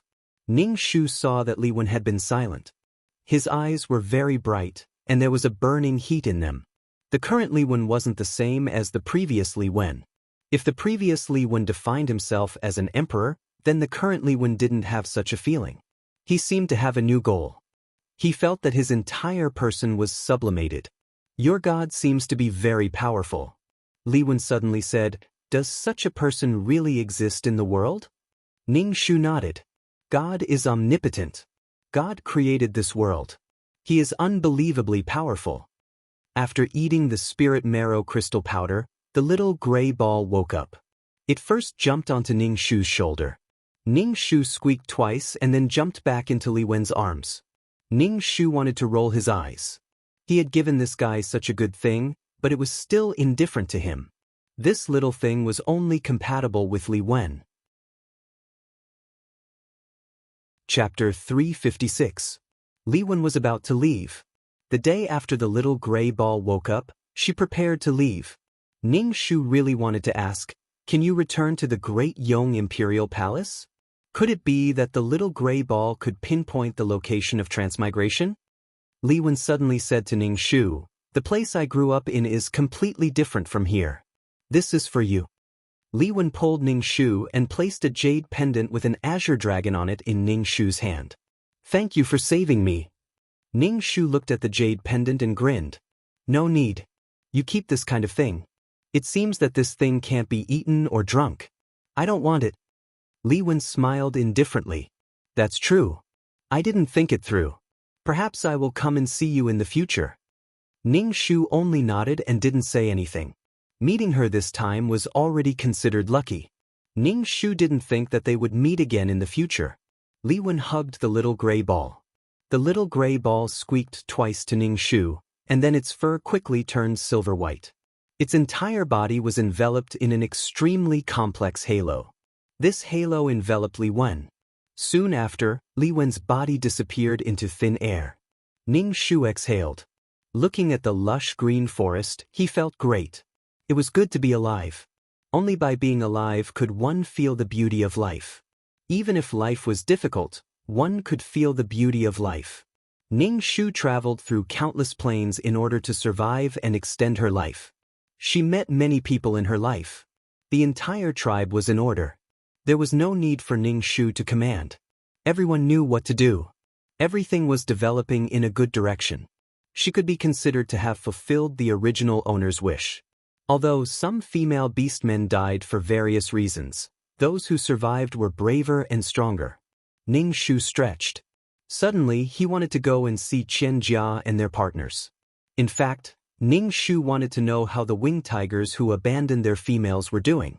It was nothing more than wanting to see them regret. However, he had already stayed in this world for a long time, and it would not be long before he left this world. Ning Shu called Ji over and asked, "If the male orcs come back to us, will we still go back with them?" Ji shook his head. "It's been so long. The male orcs must think that we're all dead and won't come back for us." Ning Shu nodded. She laid down on the dried grass and prepared to take a nap. Ever since the earthquake, her nerves had been tense. Ji covered Ning Shu with a piece of animal skin. She stared at Ning Shu, whose eyes were closed, and said, "Even if they come back to us now, we won't go with them. We're no longer the same females as before." Ning Shu didn't open his eyes, but the corners of his mouth curled up slightly. Love oneself, then love others. 2333. Do you know anything about Qianjia? Ning Shu asked in his mind. 2333 replied, "Just like in the storyline, Qianjia built her own kingdom and became the queen." Ning Shu was speechless. "Fuck, how did you build a palace? I can't even drill wood to start a fire. How did you build such a big city? This is already beyond the horizon." And then, Ning Shu curled his lips and asked. 2333 said, "Although Qianjia has established laws, it's useless. The orcs live in the forest and don't like this kind of life. Also, the crops can't satisfy the orcs at all, and there are no beasts on the plains, so there's no way to hunt. This rough city is very chaotic." Ning Shu was speechless. So, if he took a big step, he would get in trouble. The orcs living on the plains also had to face the threat from the sky. There were no trees on the plains, and the giant birds in the sky listed the orcs on their menu. More importantly, there were fewer and fewer female beastmen. Many tribes were crowded here. Food was in high demand, and female beastmen were also in high demand. Food in exchange for females, females in exchange for food. It was a mess. Moreover, Qianjia, who lost her child, got pregnant again. However, because of the previous miscarriage, she was frozen in the snow for a while, so her body was not very good. Coupled with the earthquake and migration, she was very tired and weak. It wasn't easy to give birth to a child. It was indeed a weak one, and it died not long after. Qianjia had many partners. Perhaps these partners wanted Qianjia to forget the pain of losing her child out of kindness. They wanted Qianjia to get pregnant, but Qianjia's body was not well, and she got pregnant again. The harm to her was a kind of harm. In the primitive society, there was no such thing as a confinement period. Qianjia got pregnant again within 2 months of the miscarriage. Qianjia was still a university student before, so she didn't know this at all. She didn't even know that she was ruining her own body. Coupled with the previous miscarriage and the early death of the child, Qianjia was very nervous when she was pregnant, which was not good for her body. The child she gave birth to was a child with a snake's body and a human's head. This deformed child should be from the black snake tribe. They weren't of the same tribe, so genetic problems were easy to occur. Qianjia couldn't take it anymore, and her emotions were on the verge of collapse. She felt that this was a punishment from the heavens for her, and all of this punishment was on her child. Even her mental state was a little abnormal. Although many died young, there were still children who survived. Qianjia now felt like a mother bee. Everyone hoped that Qianjia would give birth to more females, because there were fewer and fewer females now. The extinction of the tribe was right in front of them. Moreover, females were weak. Without the strong strength of males, they couldn't bear the power of male beastmen. Besides, it was impossible for a female beastman to only have one male beastman. Qianjia opened the door to a new world for the female beastmen. In short, everyone fell into a kind of anxious and indulgent atmosphere. If they didn't make any changes, the extinction of the tribe might really happen. Ning Shu, knowing that you're not living well, I'm much happier in my heart. The beastmen were dazzled by the things that Qianjia brought, and even gave up their own principles of survival. If a tribe without principles died, then so be it. They deserved it. Ding, quest completed. Leaving the quest world. 2333's voice sounded, and then Ning Shu's head buzzed. When he opened his eyes, he was already in the system space. Ning Shu looked at the sofa, the carpet, the bookcase, and the big bed. After staying in a primitive society for so long, seeing these things again, he felt like he was in heaven. Ning Shu ignored it and threw himself on the soft bed. It couldn't be more comfortable. The quilt was still fragrant, and there was no smell of dampness. There were no insects on it. Lying on the bed, Ning Shu fell asleep. When he woke up, he felt refreshed and began to meditate. After his soul was filled, Ning Shu asked 2333, "System, do you know who the god of that world is?" "Are you kidding? How would I know?" 2333 sneered, "How would I know about such an existence? Fortunately, he didn't kill us." Ning Shu, it sounded so sad, and he still had to thank the god for not killing him. Chapter 357. Ning Shu didn't want to think about God anymore. She quickly threw it to the back of her mind. That kind of person was just out of reach. It was useless to think about it. Let's take a look at this times points. Ning Shu's status panel appeared in front of him.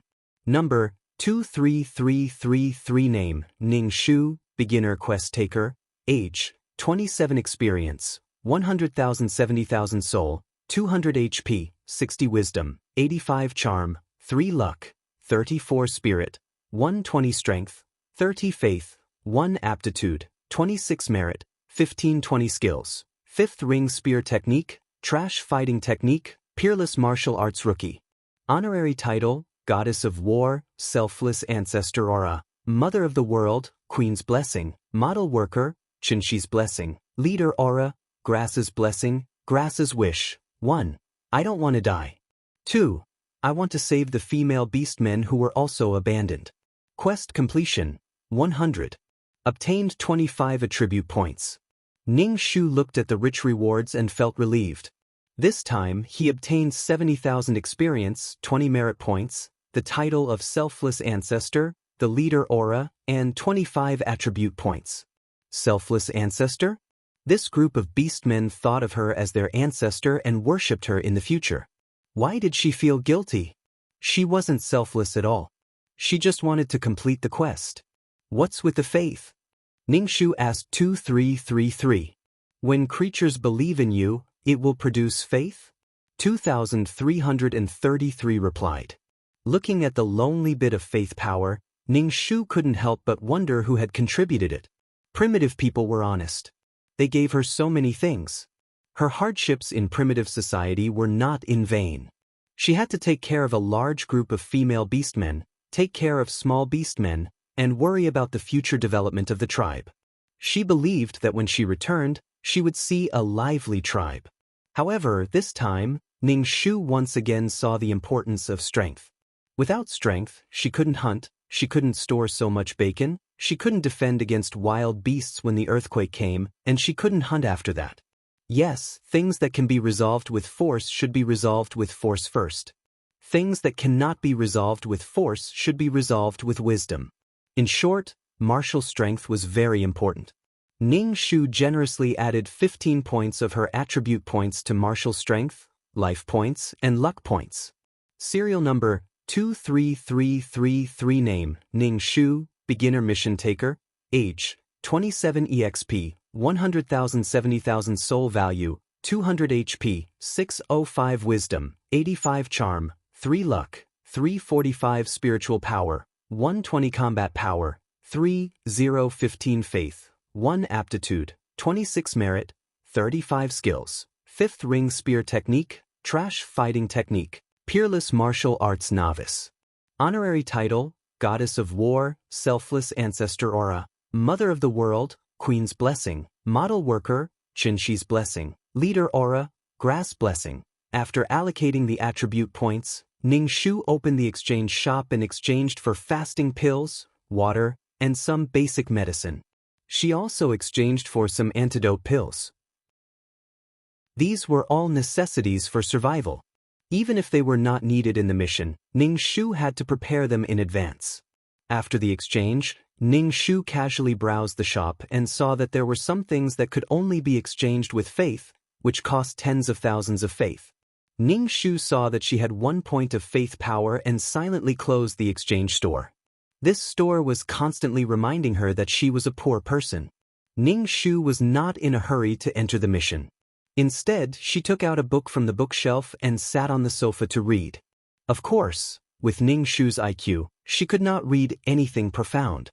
It was not bad to read something that could increase her wisdom. Instead of reading these useless books, you might as well add your attribute points to your wisdom. 2333 could not help but say. Ning Shu suddenly said, "Oh, I forgot. Next time, I'll add 1 point to my wisdom." Can something like wisdom really be added? Why do you believe that force points can be added up but not wisdom points? 2333 asked. Ning Shu said, "Wisdom is fixed. Can I increase it by adding points to my attribute points?" 2333. You really should add some points to wisdom. With a higher wisdom value, you can quickly think of solutions when doing quests and complete them faster. 2333 was very dissatisfied with Ning Shu for always adding attribute points to her martial strength. Did she only see the benefits of martial strength and did not see the other benefits? A real wise person is a person who does not miss a single detail. 2333 said, "This kind of person does not need great strength and will never get into trouble." Ning Shu said, "Oh, how tiring would that be? Just listening to it was enough to kill a lot of brain cells." 2333, don't you get tired of waving your sword around all day? 2333 felt that it was his duty to guide this quest taker on the right path. How strong could a person be? If they encountered something they could not solve, they would need to rely on external help. This was the time to test a person's intelligence. Some people could easily solve the problem, but some people could not. If you only had martial strength but no brains, you would not go far. It's not tiring for me to fight. In the future, I will learn to use my brain. Use my brain. Ning Shu nodded and said. Ning Shu always felt that wisdom was something that could be accumulated slowly. The more knowledge one had, the higher one's wisdom would naturally be. Closing the book, Ning Shu cultivated for a while. When her soul was much fuller, she said to 2333, "Let's enter the mission." Ning Shu's brain went blank for a moment. Then she heard all kinds of mechanical instructions. Strings of codes flashed in front of her eyes, mixed with the sound of electricity. When Ning Shu heard the sound of electricity, she felt goosebumps all over her body.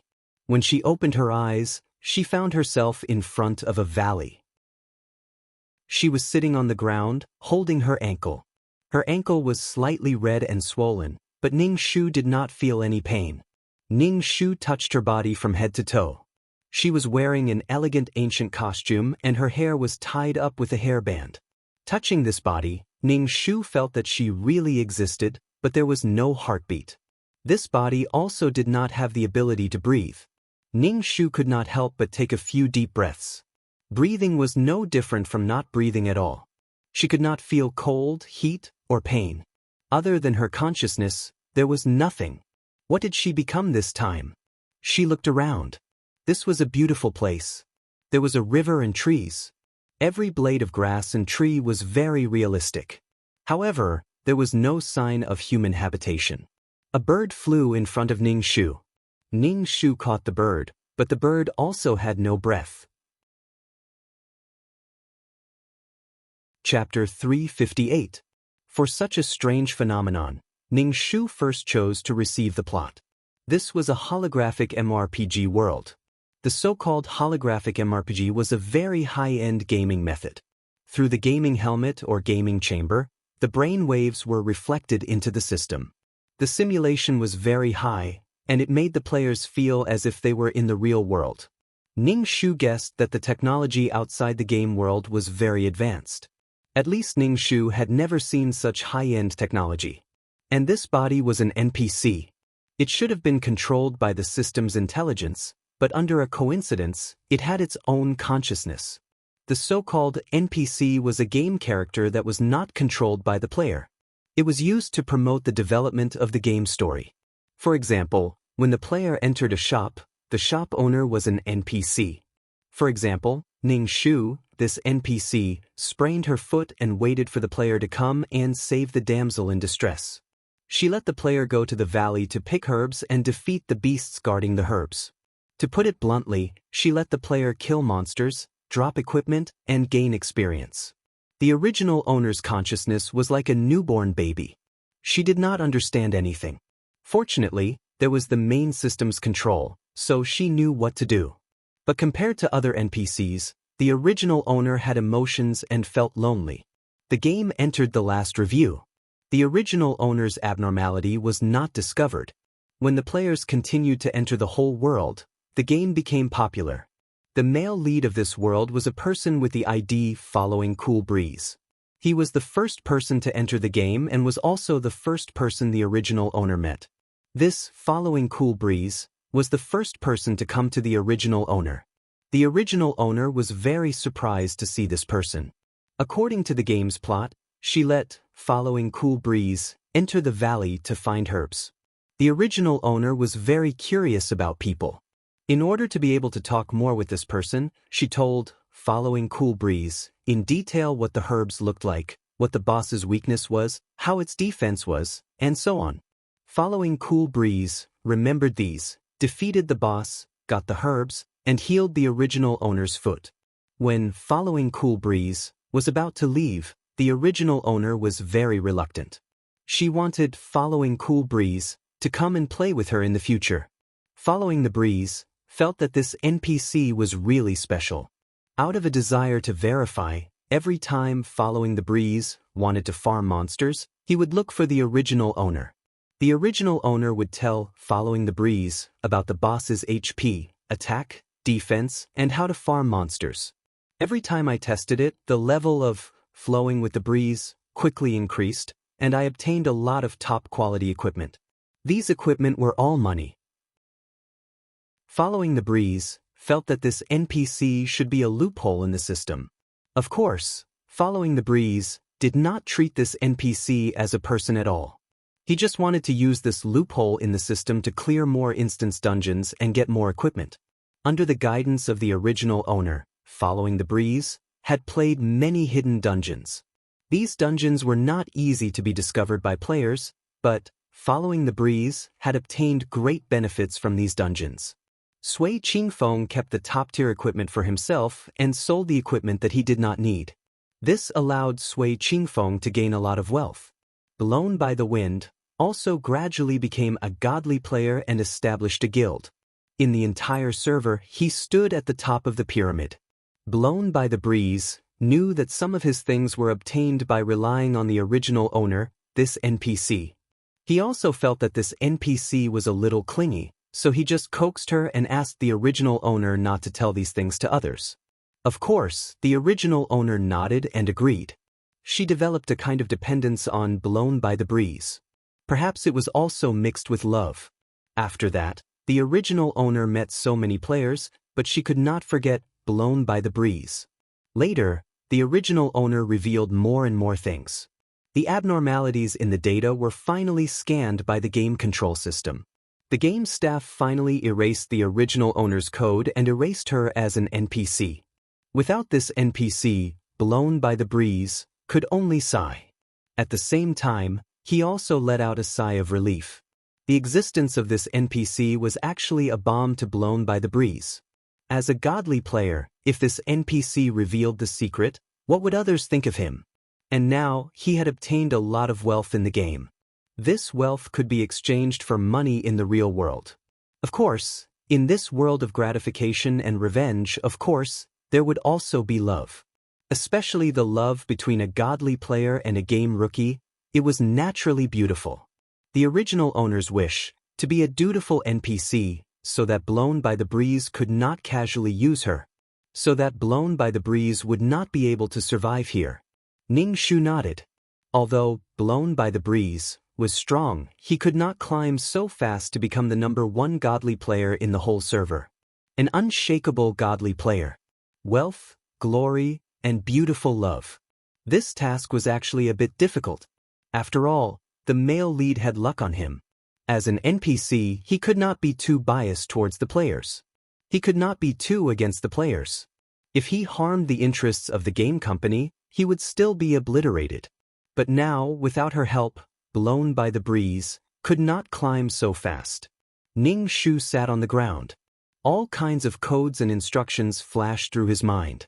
Thinking about it, the original owner could not be considered a person. She could only be trapped in this game for a lifetime. Being conscious was actually a kind of tragedy. It was better not to know. The original owner was so attached to Blown by the Breeze. First, it was because of the fledgling complex. After all, the first person she saw was Blown by the Breeze. Second, the original owner also realized that she and Blown by the Breeze were different. So, she used the dungeon and boss information to please Blown by the Breeze. But in Blown by the Breeze's heart, the original owner was just a system loophole, a string of data. If it showed human nature, Blown by the Breeze also thought that it was artificial intelligence. After all, technology was so advanced, there was nothing that could not be done. Ning Shu sat on the ground and looked at the red mark on her jade-white ankle, but she didn't feel any pain. She rolled her eyes and walked to the river to look at her reflection in the water. She didn't expect the river to really reflect her face. This was an extremely realistic world. This could also be done. Ning Shu looked at the water. This image was designed very beautifully. She was wearing a white fluttering deep robe with wide sleeves. Her beautiful hair was tied with a blue hairband. Her face was beautiful and gentle. Her phoenix eyes were half curved and hid amber. Her red lips were a little cherry. She had a kind of fluttering temperament. But since it was a hero saving a beauty, the beauty had to be beautiful. Only then would the hero be willing to save her. Ning Shu was responsible for the area around the valley. She could only move around in this area. Every NPC had their own responsibilities.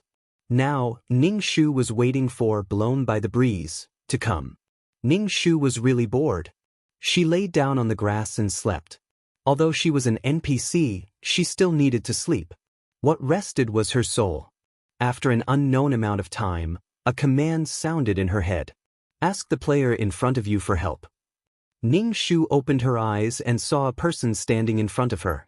Looking at the ID above his head, Blown by the Breeze. I finally waited for you. Chapter 359.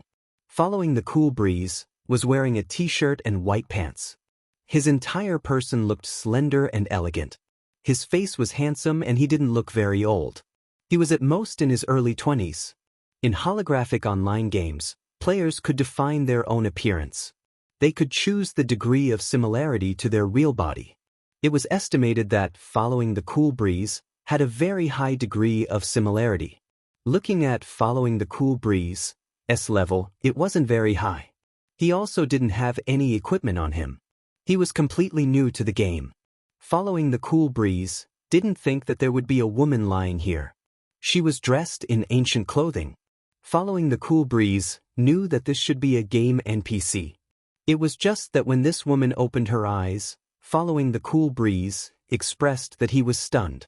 The game developers had designed this NPC to be very beautiful.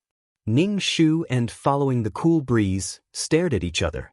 Ning Shu's had transmitted an instruction, "Hero, this little girl accidentally sprained her ankle. Go to the valley to find an herb." "Hero," Ning Shu said greedily, "Hero, this little girl accidentally sprained her ankle. Can you help this little girl go to the valley to find an herb called the aconite immortal grass?" Following the cool breeze, knew that this was a mission issued by the system. He immediately accepted it and turned around to enter the valley. Ning Shu looked at following the cool breeze, as back. This time she didn't tell him the exact location of the immortal grass. She didn't tell him that the immortal grass was guarded by a boss. She also didn't tell him the boss's weakness. With following the cool breeze, current level, it would be very difficult for him to deal with that boss.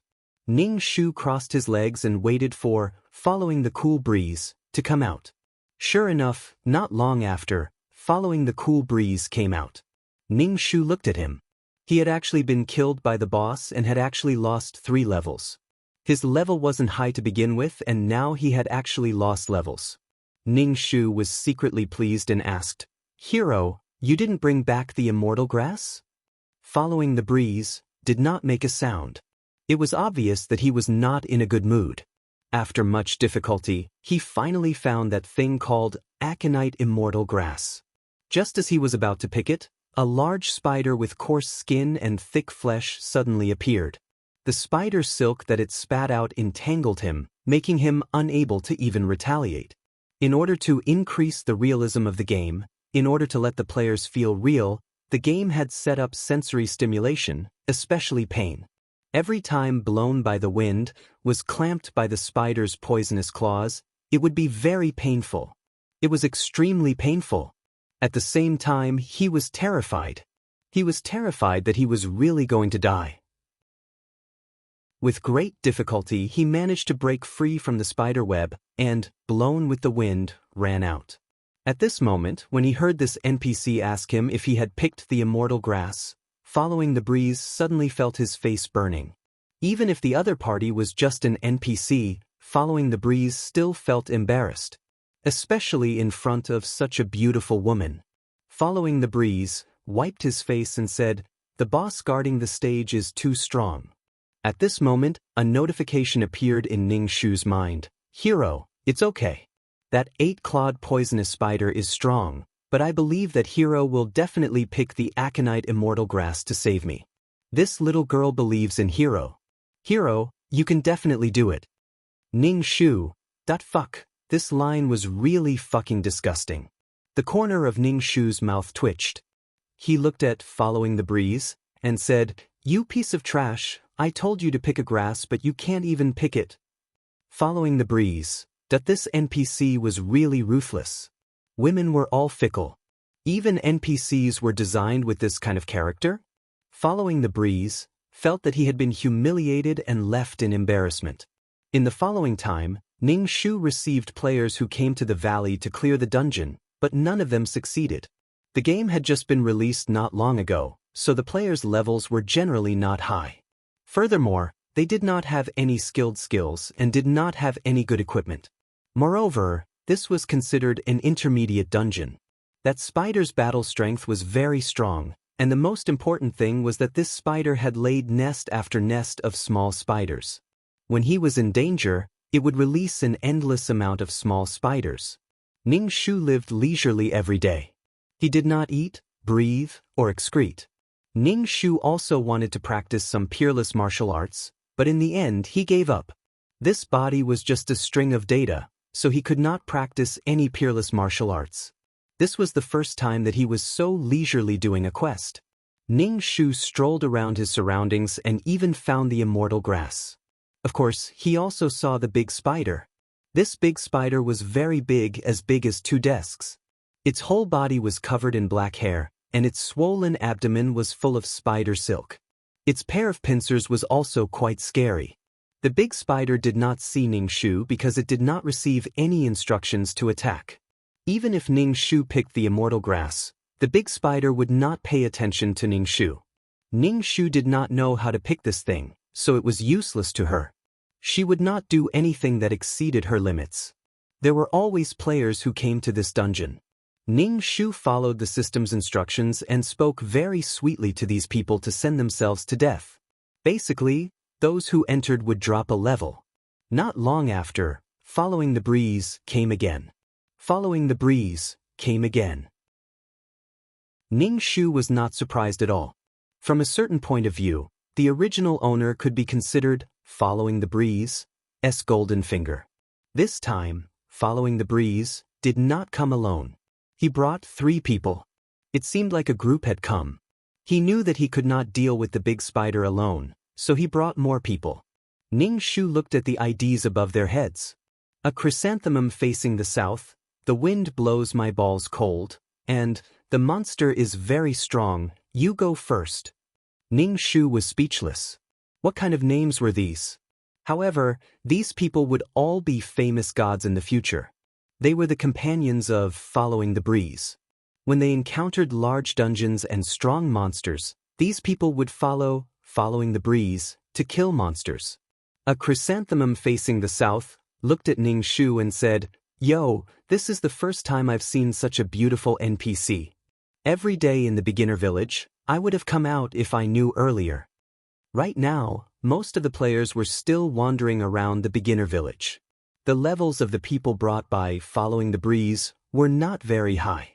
They probably wanted to use the human wave tactic to defeat the 8-clawed poison spider. Ning Shu felt that these people were too naive. Following the Breeze looked at Ning Shu and said, "This NPC has a weird personality. Don't provoke her." Ning Shu pretended not to hear what Following the Breeze said and told him about the quest. "Hero, this little girl accidentally sprained her ankle. Can you help this little girl go to the valley to find a stalk of immortal herb called aconite? This little girl will definitely repay you generously." Following the Breeze looked at the pitiful Ning Shu and accepted the quest. He brought his 3 companions and went in. Ning Shu shrugged his shoulders. "I'll just wait for you guys to return victorious." This quest was still very rich. Not only would there be immortal herbs, there would also be equipment dropped by the big spider. She would also give some benefits. Chapter 360. Ning Shu didn't think that these 4 noobs would be able to kill the spider. At that time, Following the Breeze was so lucky, using the method given by the original owner to kill the big spider. Now she didn't give any pointers to Following the Breeze. Let's see how he played. It was clearly an intermediate level dungeon, and he wanted to use the noob's experience to clear it. Ning Shu felt that Following the Breeze was going against this dungeon. It was probably because she said that Following the Breeze was trash, which provoked him and made him want to clear this dungeon no matter what. Ning Shu waited outside for the 4 people to come out. After a long time, the 4 people came out with their tails between their legs. Ning Shu saw that they had all dropped levels. Especially the player called Wind Blows My Balls Cold, there were still a few small spiders hanging on his body. The small spiders were tightly attached to his body, and he couldn't shake them off. In the end, it was the mage called a Chrysanthemum Blossom South who released an icicle that killed the small spiders. After killing the small spiders, a Chrysanthemum Blossom South, this burly man, received a pitiful amount of experience and a few gold coins. Ning Shu covered her mouth and laughed, asking, "Hero didn't bring back the immortal grass?" The 4 people, they didn't complete the quest. Why was she laughing? This NPC was crazy. Following the Breeze let out a breath and said, "The boss is too strong." Ning Shu didn't scold Following the Breeze as trash anymore. After all, there were so many people watching. Ning Shu said with a face full of sympathy, "Hero, it's okay. That 8-clawed poisonous spider is strong, but I believe that Hero will definitely pick the immortal grass to save me. I believe in Hero, you can definitely do it." Following the Breeze was very surprised that this time the NPC was so easy to talk to. Out of instinct, Following the Breeze still asked, "We are looking for the immortal grass for you. Can you tell us, what are the weaknesses of that 8-clawed poisonous spider? What do you mean by looking for the immortal grass for me? It's clearly your own quest. I don't feel any pain, I'm still alive and kicking." Ning Shu didn't tell Following the Breeze everything like in the storyline, but now Following the Breeze actually asked it himself. It was clear that the storyline was powerful. "Do you think that an NPC would answer you if you asked such a question?" Ning Shu covered her red ankle and pitifully said, "Hero, this little girl accidentally sprained her ankle. Can you help this little girl go to the valley to find a stalk of immortal aconite grass? This little girl will definitely repay you generously." Following the Cool Breeze, cool wind between pants and balls, felt that Following the Breeze was trying to be funny, so he opened his mouth and said, "She's just an NPC, what the hell would she know? Are you crazy? Why don't you look at the game guide instead of asking an NPC?" Ning Shu looked at the few of them repeating the mission over and over again. "Hero, this little girl accidentally sprained her ankle. Can you help this little girl go to the valley to find a stalk of immortal aconite grass? This little girl will definitely repay you generously." Following the Cool Breeze could only shake his head and leave with his companions. From time to time, Following the Cool Breeze would turn back to look at Ning Shu, whose skirt was fluttering in the wind. This NPC was following the Cool Breeze's opportunity. He should be able to feel it himself, but I won't tell you right now. If I don't tell you, you'll be anxious to death. Ning Shu grabbed a small bird and played with it in his hand. When he met players, he would release a mission. Sometimes there would be female players who came to do missions. Of course, the results were even worse than the male players, and they were forced to return to the city to heal. This made Ning Shu a little excited to see who would be the first to complete the mission. In the storyline, the first to complete the mission was Following the Cool Breeze. After that, the entire world broadcast Following the Cool Breeze's achievements. After all, he was the first to complete an intermediate level dungeon, so it was quite amazing. At that time, Following the Cool Breeze's reputation gradually grew. In addition to the original owner's continuous instructions to Following the Cool Breeze, Following the Cool Breeze's achievements were constantly refreshed and he became a great god.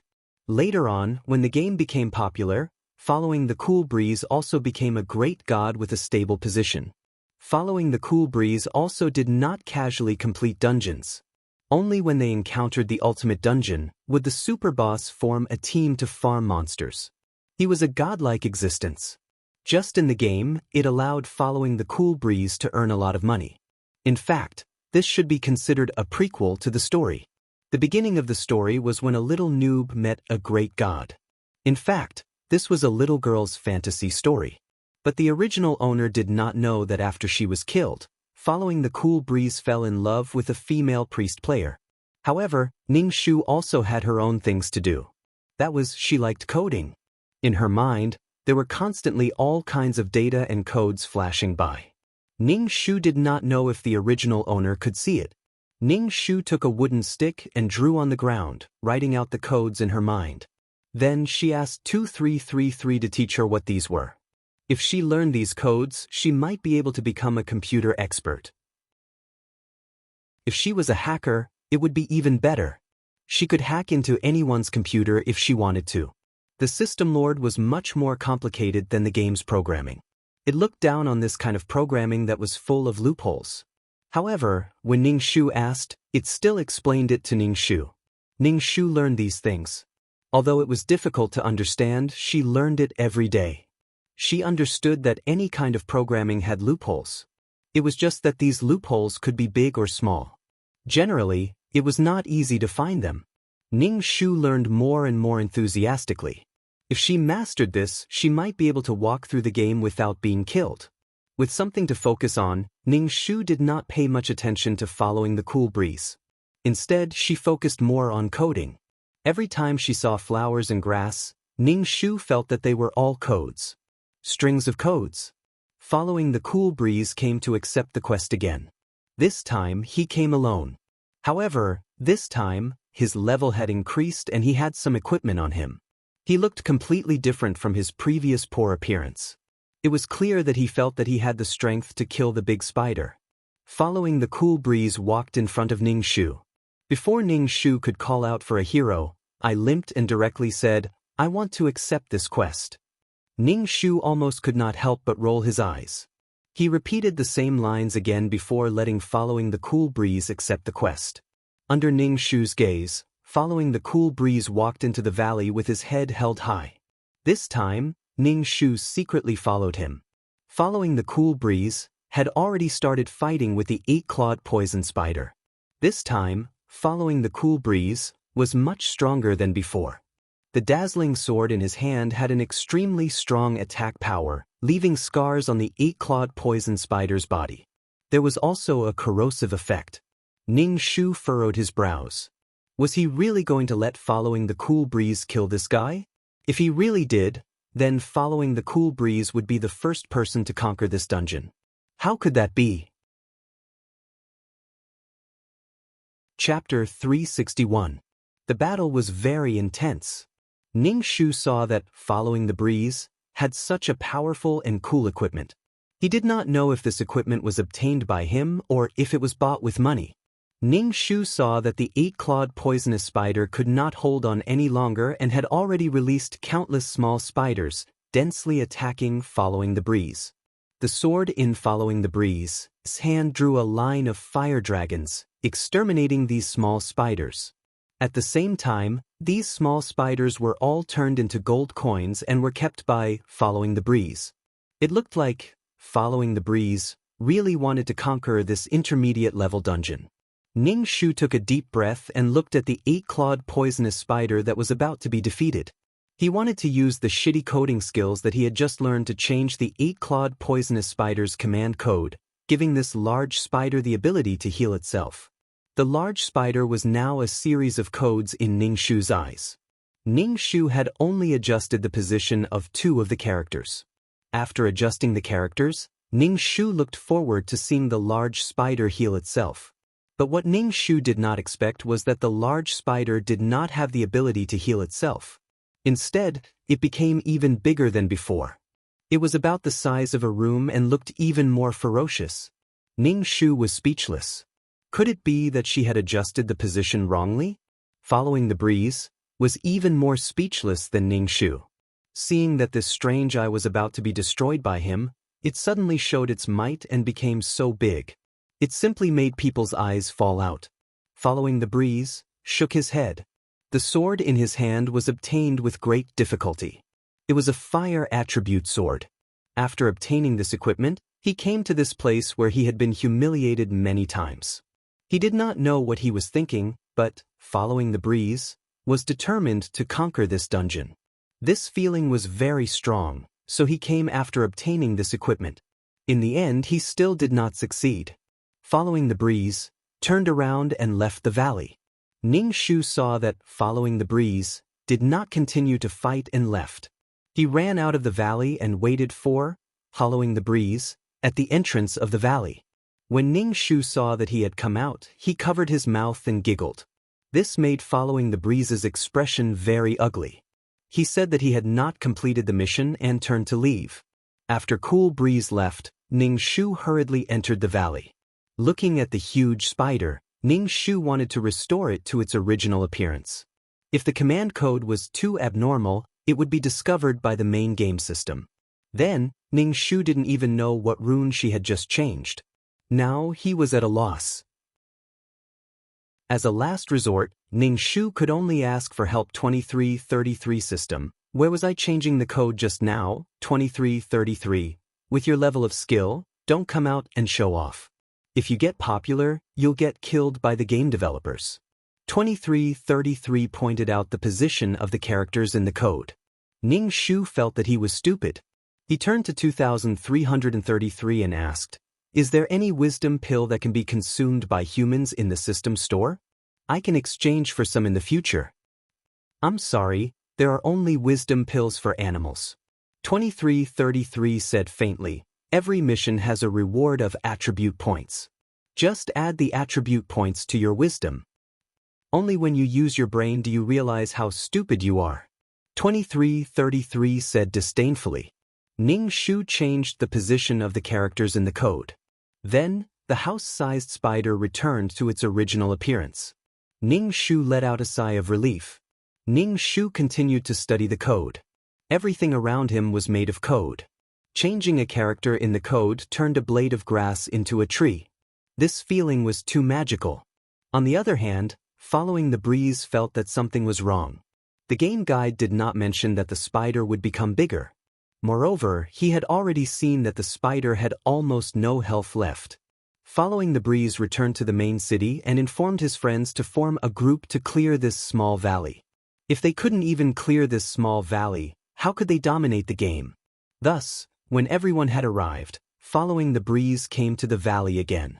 Ning Shu threw away the tree branch in the book. He raised his eyebrows and looked at following the breeze who had left and returned. Following the breeze's group had become stronger. Another ID was added. She was a priest and was the group's healer. This ID was really fitting. A burly man called a chrysanthemum blossoms southward greeted Ning Shu. "Hi beautiful lady, we meet again. It's a pity that such a beauty is only an NPC." Ning Shu covered her ankle and said pitifully, "Hero, I've sprained my ankle. Can you help me go to the valley and find a herb called immortal aconite grass? I'll definitely repay you generously."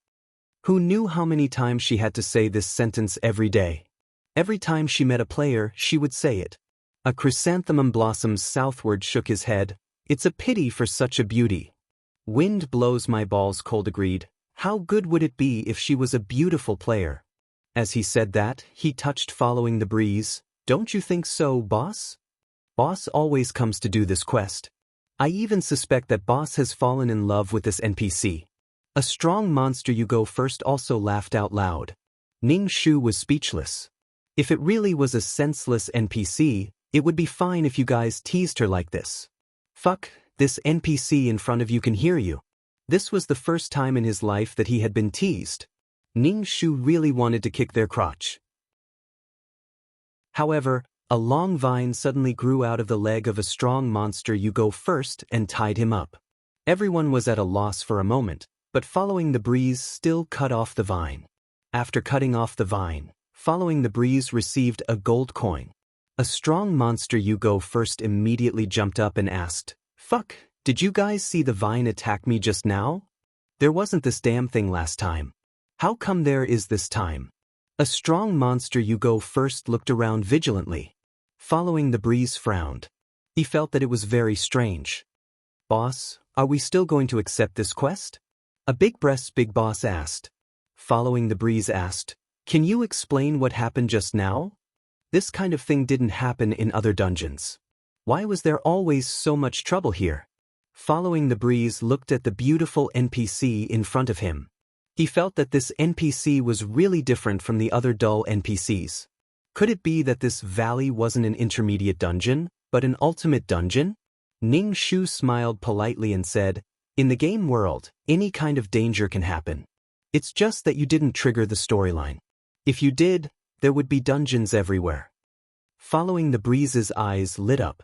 He asked Ning Shu again, "Is there a hidden dungeon in this valley?" "I'll fucking tell you." Ning Shu said faintly, "Please trigger the storyline on your own." Chapter 362. Following the breeze, originally wanted to ask something from this NPC. His intuition told him that this NPC might know something. But the NPC refused to tell him, causing following the breeze to feel anxious. There was clearly something in front of his eyes, but he just couldn't grasp it. This feeling was very unbearable. His companions all stared at following the breeze. Following the breeze nodded and accepted the quest. The group of people then went into the valley. Ning Shu followed behind them into the valley and saw that they were working together seamlessly. Ning Shu smiled indifferently. Following the breeze warned his companions, "Be careful, this thing will become very big." So everyone was looking forward to this spider becoming bigger, but they immediately discovered that this spider's defense was very strong. Many attacks landed on its body, but the spider's health did not decrease at all. There was no damage done to it at all. The most baffling one was following the breeze, because the last time he used his equipment, He was still able to leave a mark on the 8-clawed poison spider's body and even cause it to rot. But now there was no reaction at all. There was simply no way to fight. Seeing the 8-clawed poison spider release a large number of small spiders, following the breeze, used the sword in his hand to release a fire dragon, burning these small spiders to ashes. He then said to the others, "Let's go, we're not fighting anymore. We're leaving first." Ning Shu stood at the entrance of the valley and waited for the passers-by, asking, "Hero, why haven't you guys succeeded yet? This little girl's foot hurts." Following the breeze, simply did not know what to say. Why was this dungeon so hard to fight? It was simply too hard to kill. Every time he came, it was different. "A chrysanthemum blossoms to the south," Ning Shu said. "Beautiful girl, just bear with it a little more. Next time we'll definitely succeed." As he said that, he even wanted to stretch out his hand to touch Ning Shu. This NPC looked so real, he didn't know how to feel. Ning Shu was speechless. Even teasing an NPC, could you be any better at playing? You want to tease me? Trigger a level 1 storyline. Ning Shu said coldly. This was originally a pre-designed storyline. A chrysanthemum blossoms to the south, stared at Ning Shu in astonishment. Ning Shu pitifully said to the other 4 players, "Heroes, save me. I'm weak, and now I've met a bully who wants to take me. I have nothing to repay her, so I'll give her my rainbow feather and 2 bottles of vitality-raising pills. Heroes, please save me." A chrysanthemum facing south almost jumped up. He was clearly a player, but now he had become a monster. A chrysanthemum blossoms towards the south, hurriedly waved his hands when he saw that his companions were up to no good. "I'm a player, I'm not trying to flirt with her." Teasing an NPC was simply too embarrassing. "I'm sorry, Chrysanthemum. Who asked you to be so valuable? The rainbow feather is a material for creating divine artifacts. This is something that has been delivered to my doorstep. It would be a waste to reject it. Fuck, you guys can't be so heartless, forgetting your friends when you see profit." A chrysanthemum blossoms to the south, was attacked by a swarm of 3 players. As the leader of the party, blown by the wind, could not attack his own teammates. He just watched from the side and looked at Ning Shu with a complicated expression. In the end, a chrysanthemum blossoms was attacked until he lost a level, and the quest was considered complete. Ning Shu looked at the bruised and battered a chrysanthemum blossoms to the south. The system gave him the rainbow feather and 2 bottles of vitality-raising pills. Ning Shu was very happy in his heart and said with a happy face, "Thank you, heroes, for getting rid of the bully and allowing me to escape from the evil clutches." When a chrysanthemum blossoms to the south heard Ning Shu's words, his face twitched. After blown by the wind, and the others left, Ning Shu went back to the valley to adjust the code of the big spider. Then, Ning Shu began to crazily learn how to code. Who knew, he might be able to leave his identity as an NPC. Although 2333's conduct was very unpleasant, he was really very knowledgeable. It wasn't that knowledgeable, but it was more like he had all sorts of things in his knowledge base.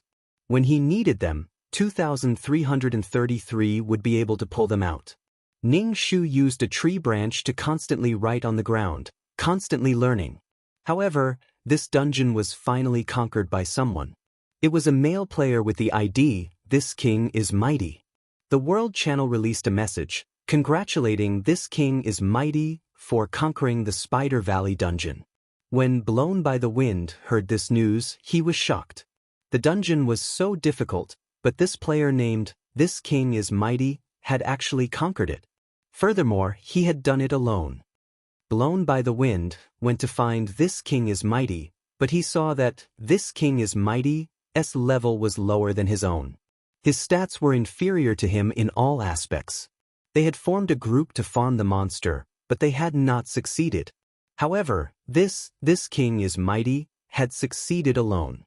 Blown by the Wind communicated with "This king is mighty," and when he heard "This king is mighty" say that the big spider did not have the ability to grow bigger, nor did it have a strong defense, it made Blown by the Wind even more confused.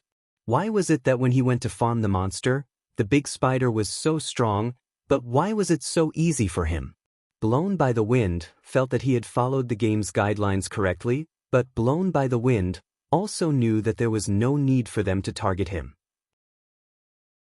With "This King is Mighty's success, there were also people who succeeded in conquering this dungeon.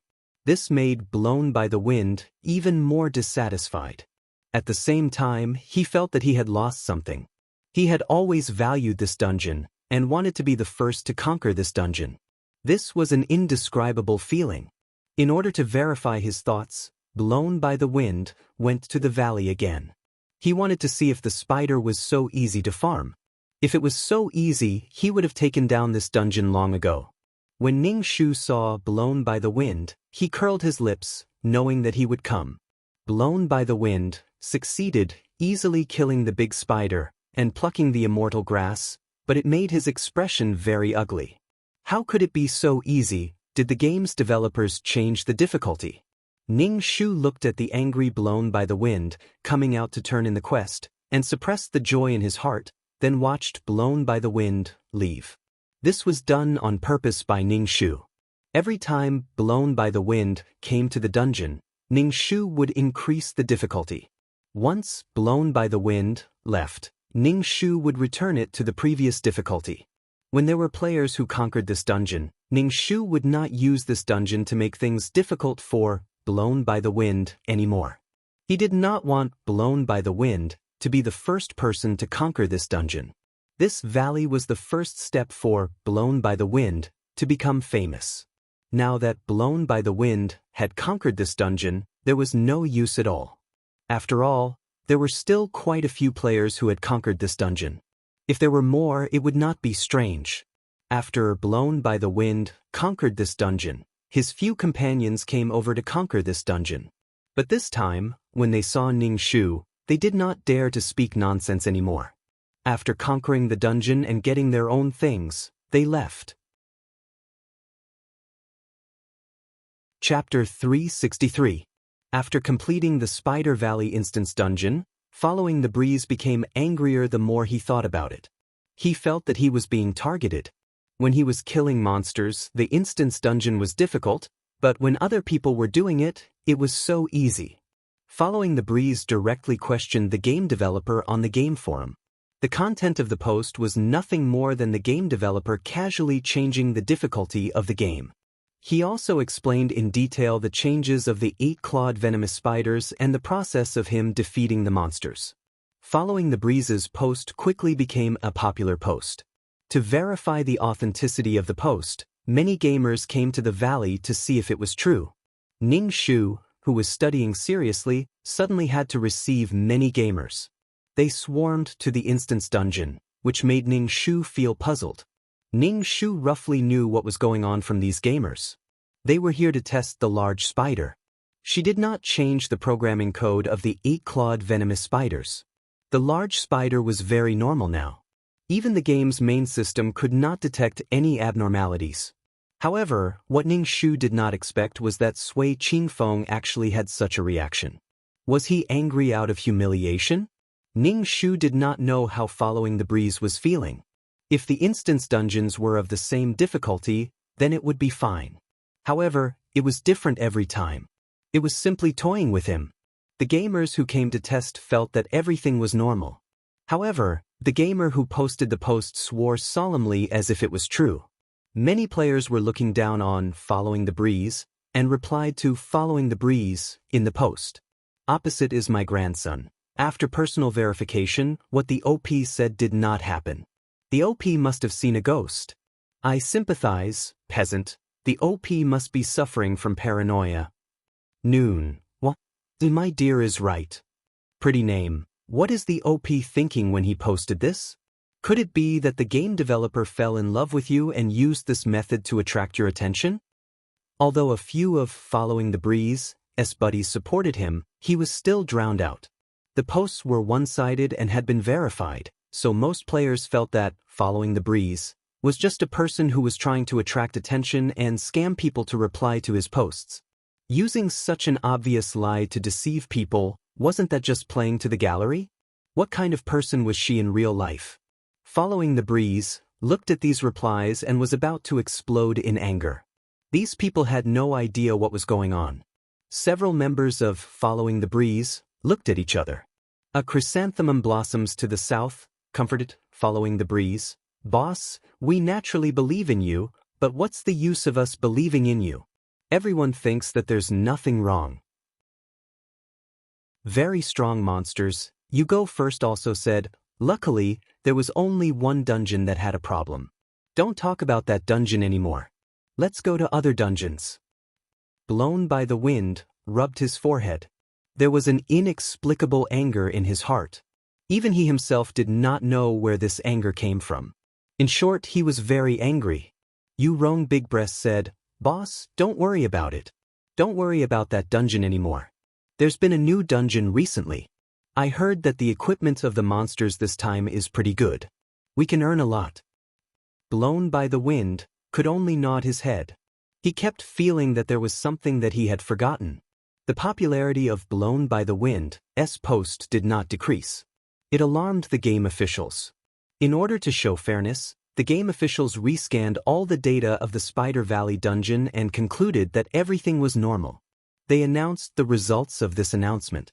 Blown by the Wind looked at this result and only laughed coldly. Whatever the officials wanted to say, he had already admitted his defeat. Blown by the Wind deleted the post.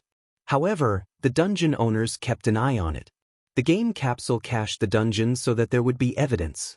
However, these dungeons did not have any more problems. Ning Shu only laughed coldly. She felt that after a period of time, she would be able to break away from the identity of an NPC. However, with her current programming novice level, she still needed a period of time. Ning Shu was more concerned about Blown by the Wind. As expected, he was a person with luck. The current Blown by the Wind already had a bit of fame. Moreover, his skills were excellent. It was said that he was going to establish a guild soon. Ning Shu was not in a hurry. She worked hard to learn how to program. These things were very complicated. Ning Shu wanted to ensure that she would be able to break away from the system's control without any mistakes. Blown by the Wind was already very popular in the game and was respectfully called a great god. After countless experiments, Ning Shu took a deep breath. Finally, she replicated an NPC that looked exactly like her.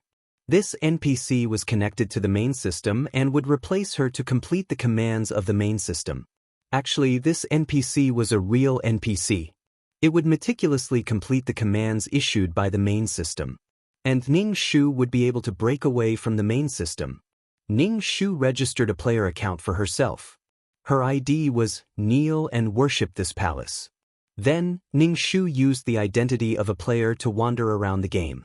She changed her clothes and chose a martial master character.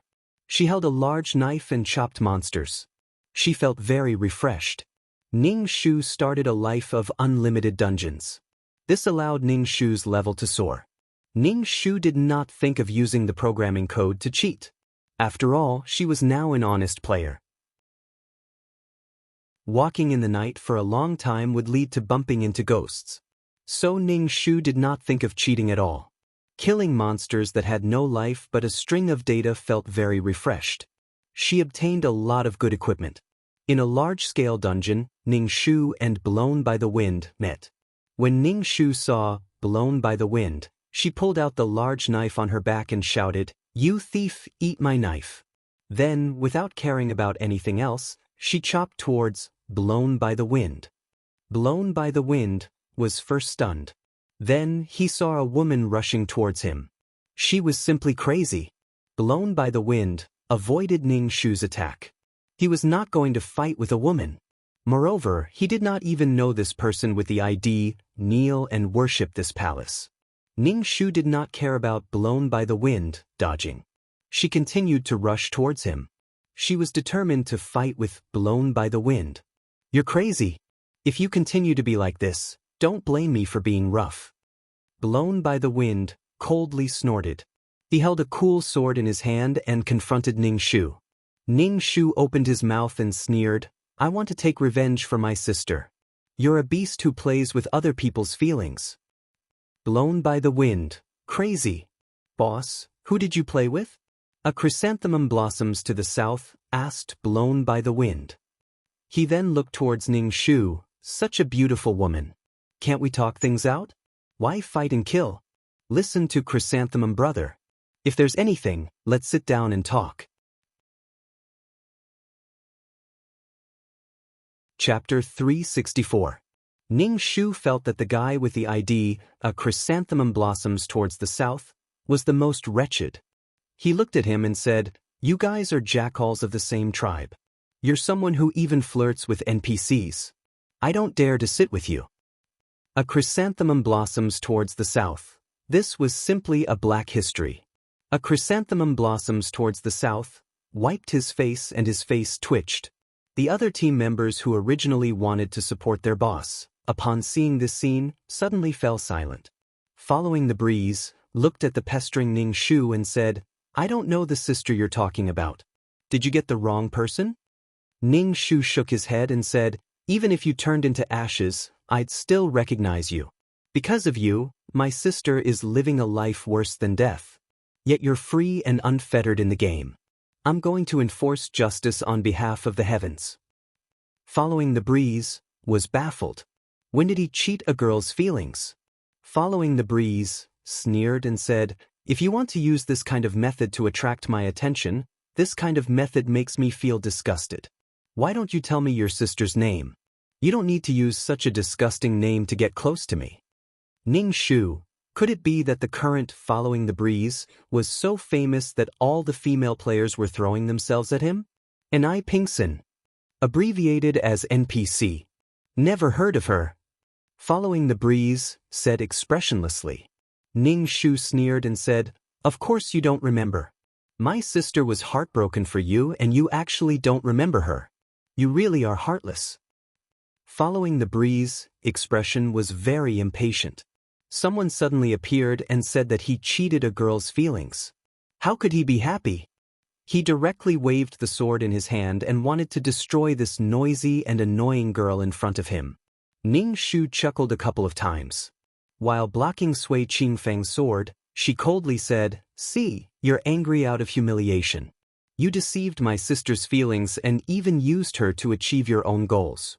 You simply can't be any worse." Crazy. Following the breeze, coldly waved his sword. Seeing that the opponent was actually able to dodge his attack, he increased the power of his attack. Ning Shu did not have as many pieces of equipment as following the breeze, so it would be difficult for him to deal with following the breeze, but he would not be defeated easily. The surrounding players looked at each other. When did such a powerful person appear? Moreover, she was a female player. Moreover, she had chosen the martial master character. Normally, very few female players would choose such a character. Usually, they would choose to play supporting and elegant roles. Ning Shu saw that he wasn't following the breeze's opponent for the time being. In order to avoid losing levels, Ning Shu retreated a few steps to avoid following the breeze's attack. Following the cool breeze, coldly looked at Ning Shu. At this time, following the cool breeze, had the demeanor of a great deity. He stood proudly on Mount Han, with an attitude that was too high to endure. "Stop fighting. Aya, if you have something to say, let's talk it out." Wind blows my balls cold, could tell that the two of them didn't want to fight anymore.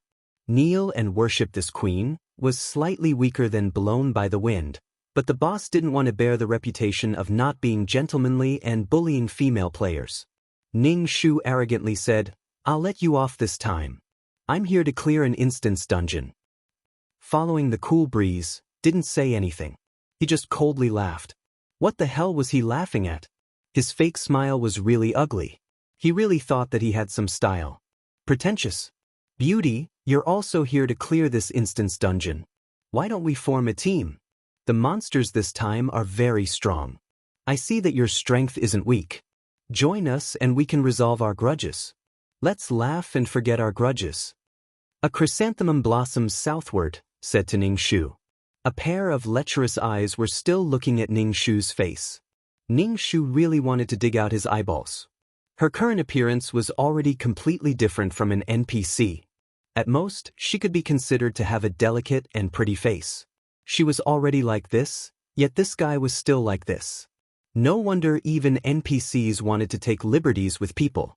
Ning Shu glanced at Following the Cool Breeze and coldly snorted. She disdainfully said, "I won't stay with some people." Following the Cool Breeze coldly said, "You simply don't have the qualifications to join my team." Ning Shu curled her lips and turned around to enter the instance dungeon. This instance dungeon was in a dilapidated palace. There were many treasures in this palace, especially some hidden artifacts. Perhaps the stones you passed by could be the highest quality gems. But in Ning Shu's eyes, these were all strings of data. After going through a series of twists and turns, he would be able to obtain some good things.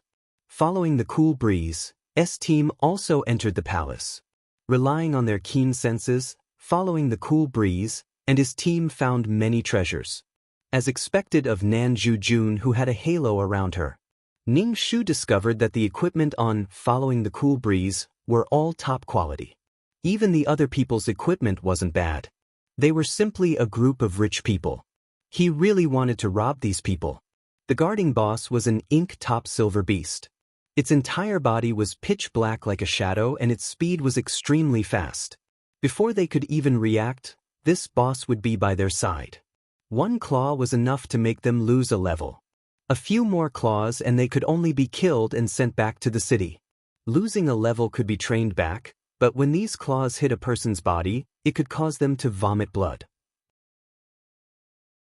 The feeling was too real. Ning Shu took the lead to face off against this boss. The opponent was too fast, making her unable to react. Ning Shu analyzed the boss's code. The stronger the boss, the more stable its code was. Ning Shu didn't even know where to start. She really was too bad. She should learn more. Ning Shu was kicked in the back by the boss's hoof. Immediately, she felt a burning pain. Ever since she became a player, her stats were based on the player. Even if she was just a string of data, it would still cause her to feel pain. "Hi, beautiful lady, do you need our help?" A chrysanthemum blossom smiled at Ning Shu and asked.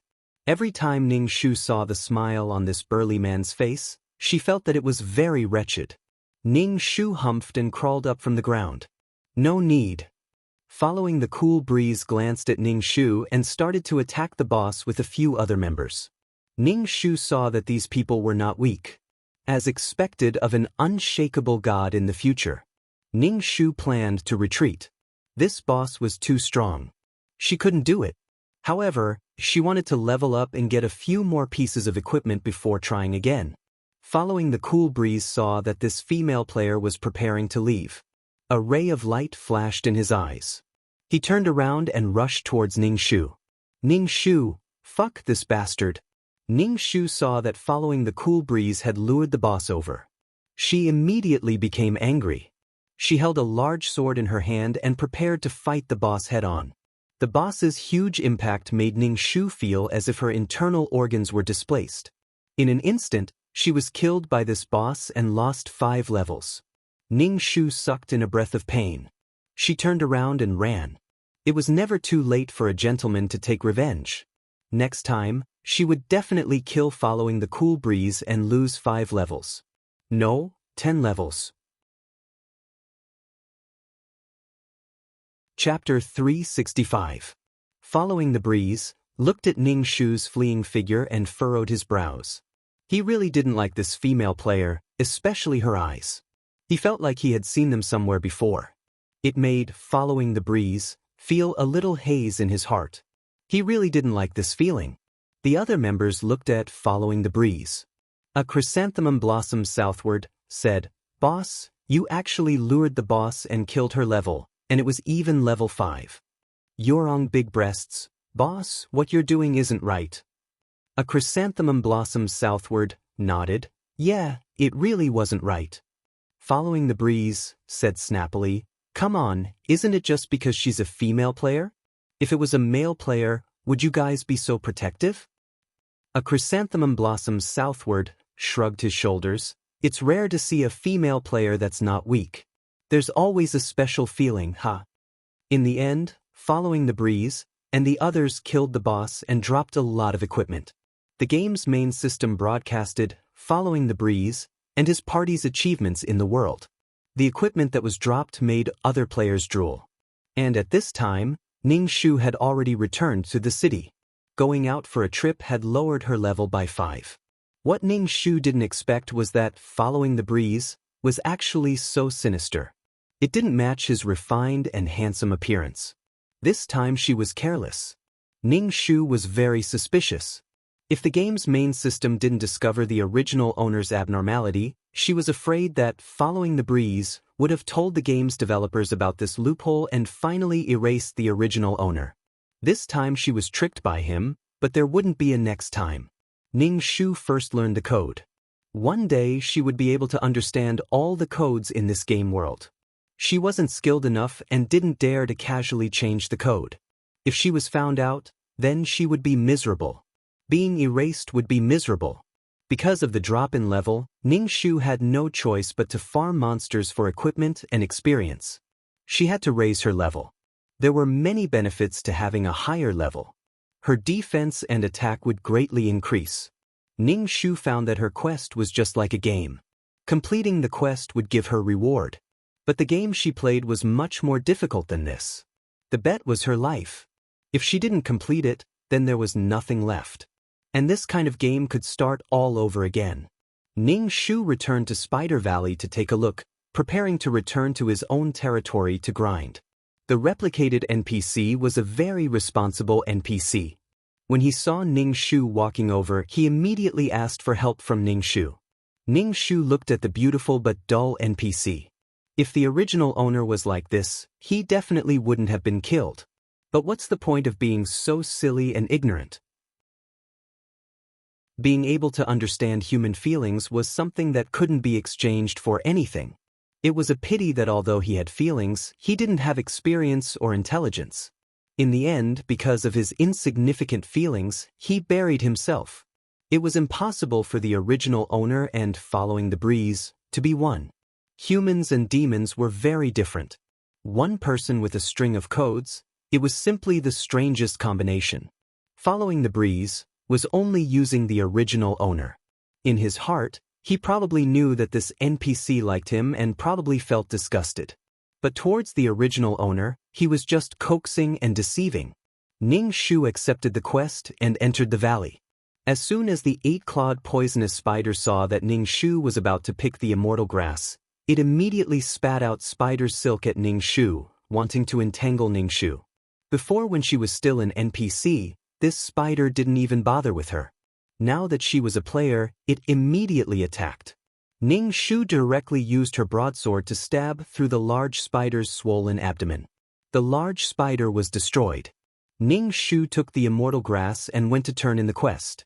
However, it required a lot of experience to increase by 5 levels. The higher the level, the more experience was required. Ning Shu hated Sui Qingfeng so much that her teeth itched. When she had more equipment and level up, she would definitely kill Sui Qingfeng 100 times. When Ning Shu was preparing to rush to the next instance dungeon, she suddenly heard the voices of 2 little girls. Then she saw the 2 girls walking over hand in hand. It was obvious that they were here to farm monsters. But Ning Shu looked at their state. They were holding hands and looking around as if they were shopping. This made Ning Shu very speechless. Ning Shu looked at the ID above their heads. One was called Lost Mimi. It was a little pharmacist. No, the level was too low. It should be called a little pharmacist. The other was called Icy Lotus. It was a mage. The levels of these 2 girls were not high. They actually came to farm an intermediate instance dungeon. It was obvious that they were rookies who had just entered the Jianghu. Ning Shu turned around and left. She still had to farm the next instance dungeon. After taking 2 steps, Ning Shu suddenly thought of something. That was the destined girl of Following the Breeze, was a girl called Lost Mimi. Then this little pharmacist was the female lead. In the original owner's memory, he did not have any impression of the female lead. Naturally, he did not know what the female lead looked like. Ning Shu turned her head and looked at Lost Mimi. She was thin and small, youthful and lively. In short, she looked like a very simple girl. And it should be the female lead. Ning Shu turned around and left. In the future, she would probably cross paths with this lost Mimi. After all, she still had to chase and kill following the breeze. Ning Shu was just about to leave when a voice called out to Ning Shu. The voice was crisp and lively. "Sister, wait a moment." Ning Shu, she had a premonition that trouble was coming. "Sister." Lost Mimi pulled her partner, Icy Lotus, and ran in front of Ning Shu. Ning Shu saw that she was carrying a small medicine basket on her back. In the medicine basket, there were a few very low-level herbs. It was the kind of herbs that could be seen everywhere. It looked really shabby. Walking closer to take a look, Ning Shu discovered that Lost Mimi was very cute. She had a small round face, clear eyes, and a face full of collagen. She looked very tender and smooth. It made people's hands itch to pinch her and see if water could be pinched out. Following the breeze liked to tease this kind of little girl. Ning Shu coldly asked, "What's the matter?"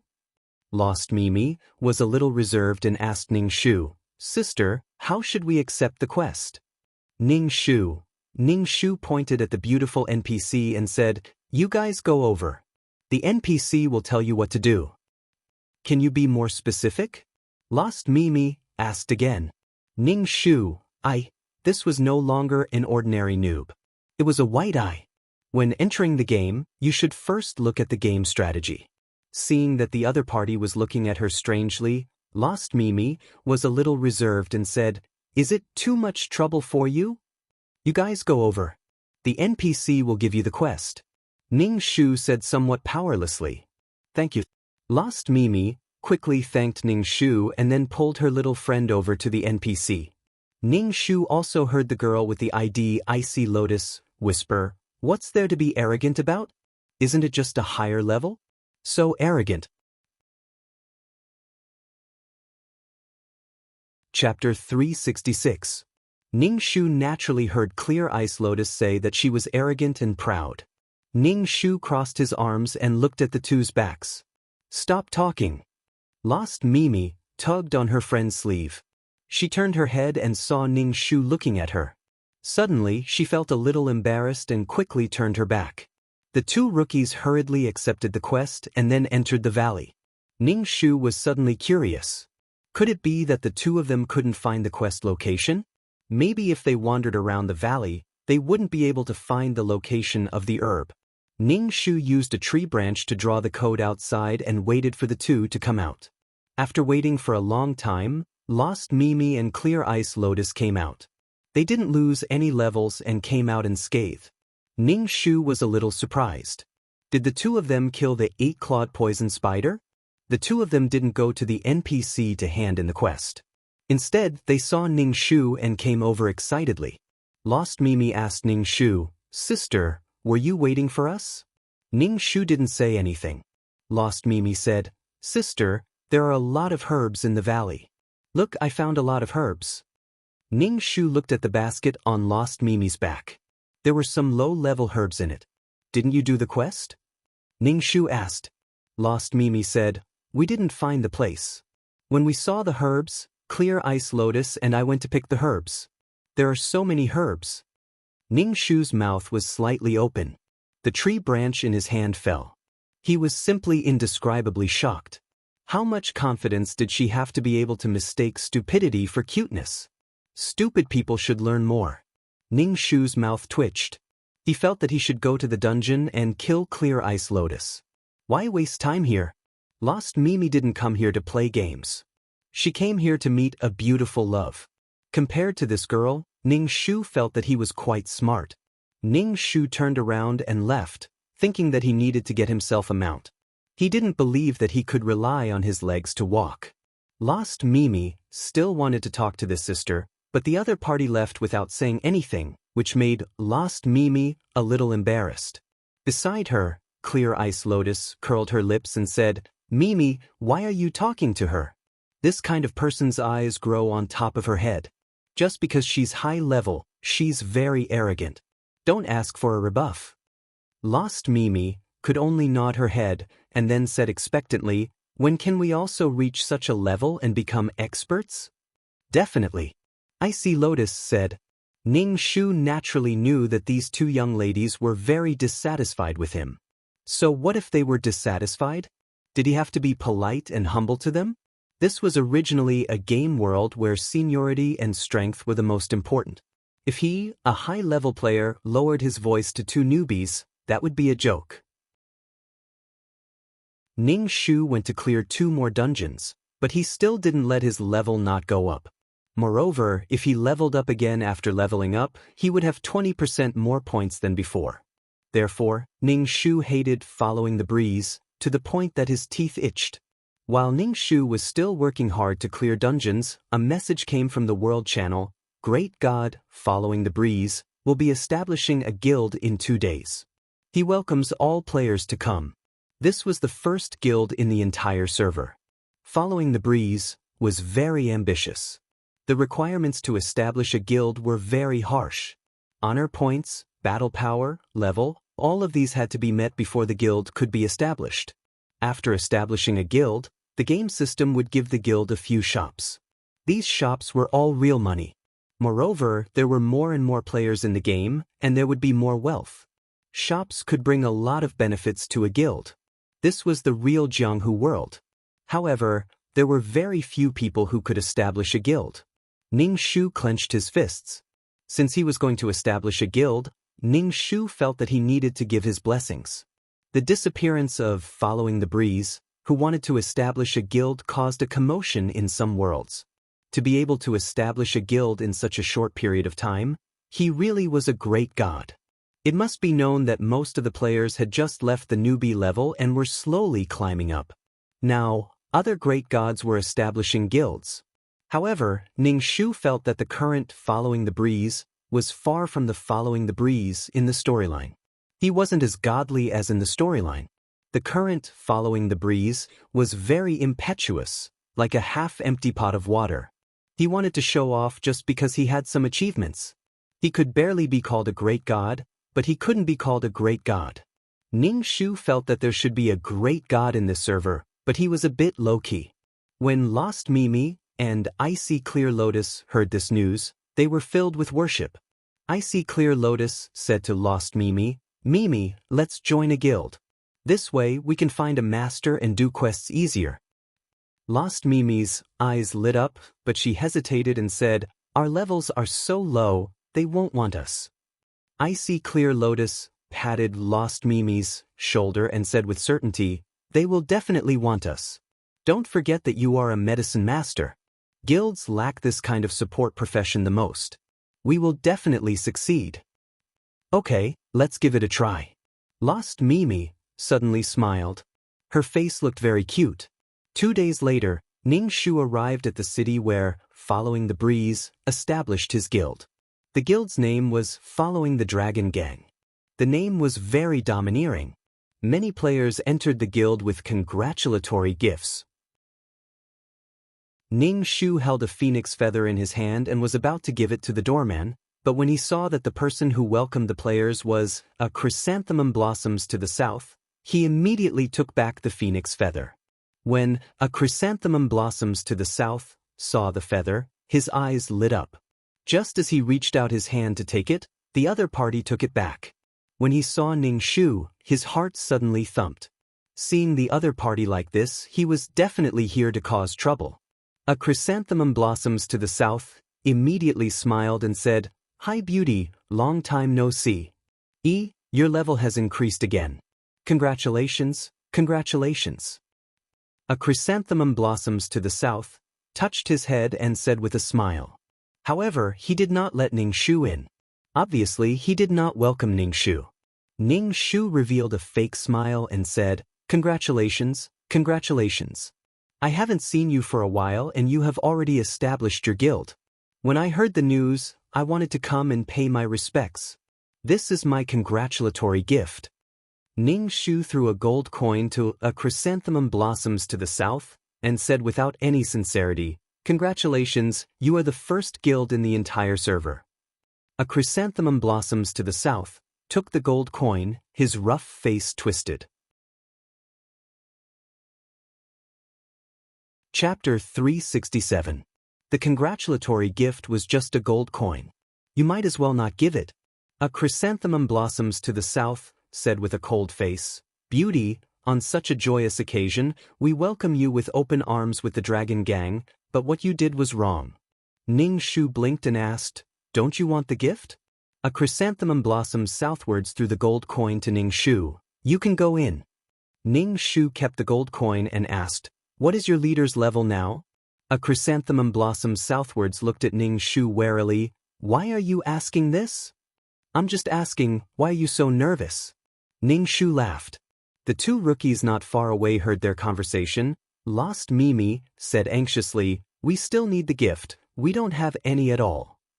Icy Lotus was also anxious. Can't we go in? If we don't go in, how can we join the dragon gang? Lost Mimi saw that the elder sister she had met before seemed to know the people from the dragon gang. She pulled Icy Lotus and ran in front of Ning Shu and said, elder sister, can you take us in? Ning Shu, Lost Mimi saw that Ning Shu didn't say anything, so she said to a chrysanthemum blossom southwards, can you let us in? We are here to participate in the opening ceremony, and we want to join the dragon gang. A chrysanthemum blossom southwards was obviously choked, especially after seeing the two girls' strength. He was speechless and said, our gang is not recruiting now. So it's like that. Lost Mimi was very sad and disappointed, showing all her emotions on her face. I'm a mage, she's a pharmacist. Although she's only a junior pharmacist now, she'll be able to make pills soon. A chrysanthemum blossoms southwards. They don't want such a trash pharmacist. There are plenty of great pharmacists who want to join their gang. But these two girls are really cute, a chrysanthemum blossoms southwards thought while rubbing his chin. Ning Shu raised his eyebrows. He felt that the female lead would definitely be able to enter. Chrysanthemum, let them in. Following the Breeze's voice rang out. Ning Shu turned her head and saw that Following the Breeze was wearing gorgeous equipment. Even his pair of shoes were top-quality god artifacts. It was like a moving mountain of gold. This was all money. Blown by the wind, stunned the two girls, especially Lost Mimi. Her eyes stared straight as she said, he looks really good. Following the Breeze looked at Ning Shu. The player with the ID kneel and worship this palace had actually leveled up. He had lost 5 levels from the boss, but now he had actually leveled back up.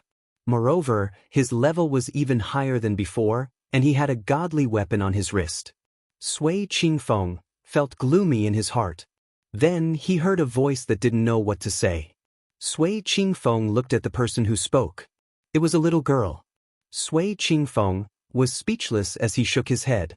He turned around and entered the guild. Lost Mimi immediately pulled Icy Lotus into the guild. Ning Shu raised his eyebrows. The male lead and female lead met at a glance. Walking into the guild, everywhere was luxurious and joyous.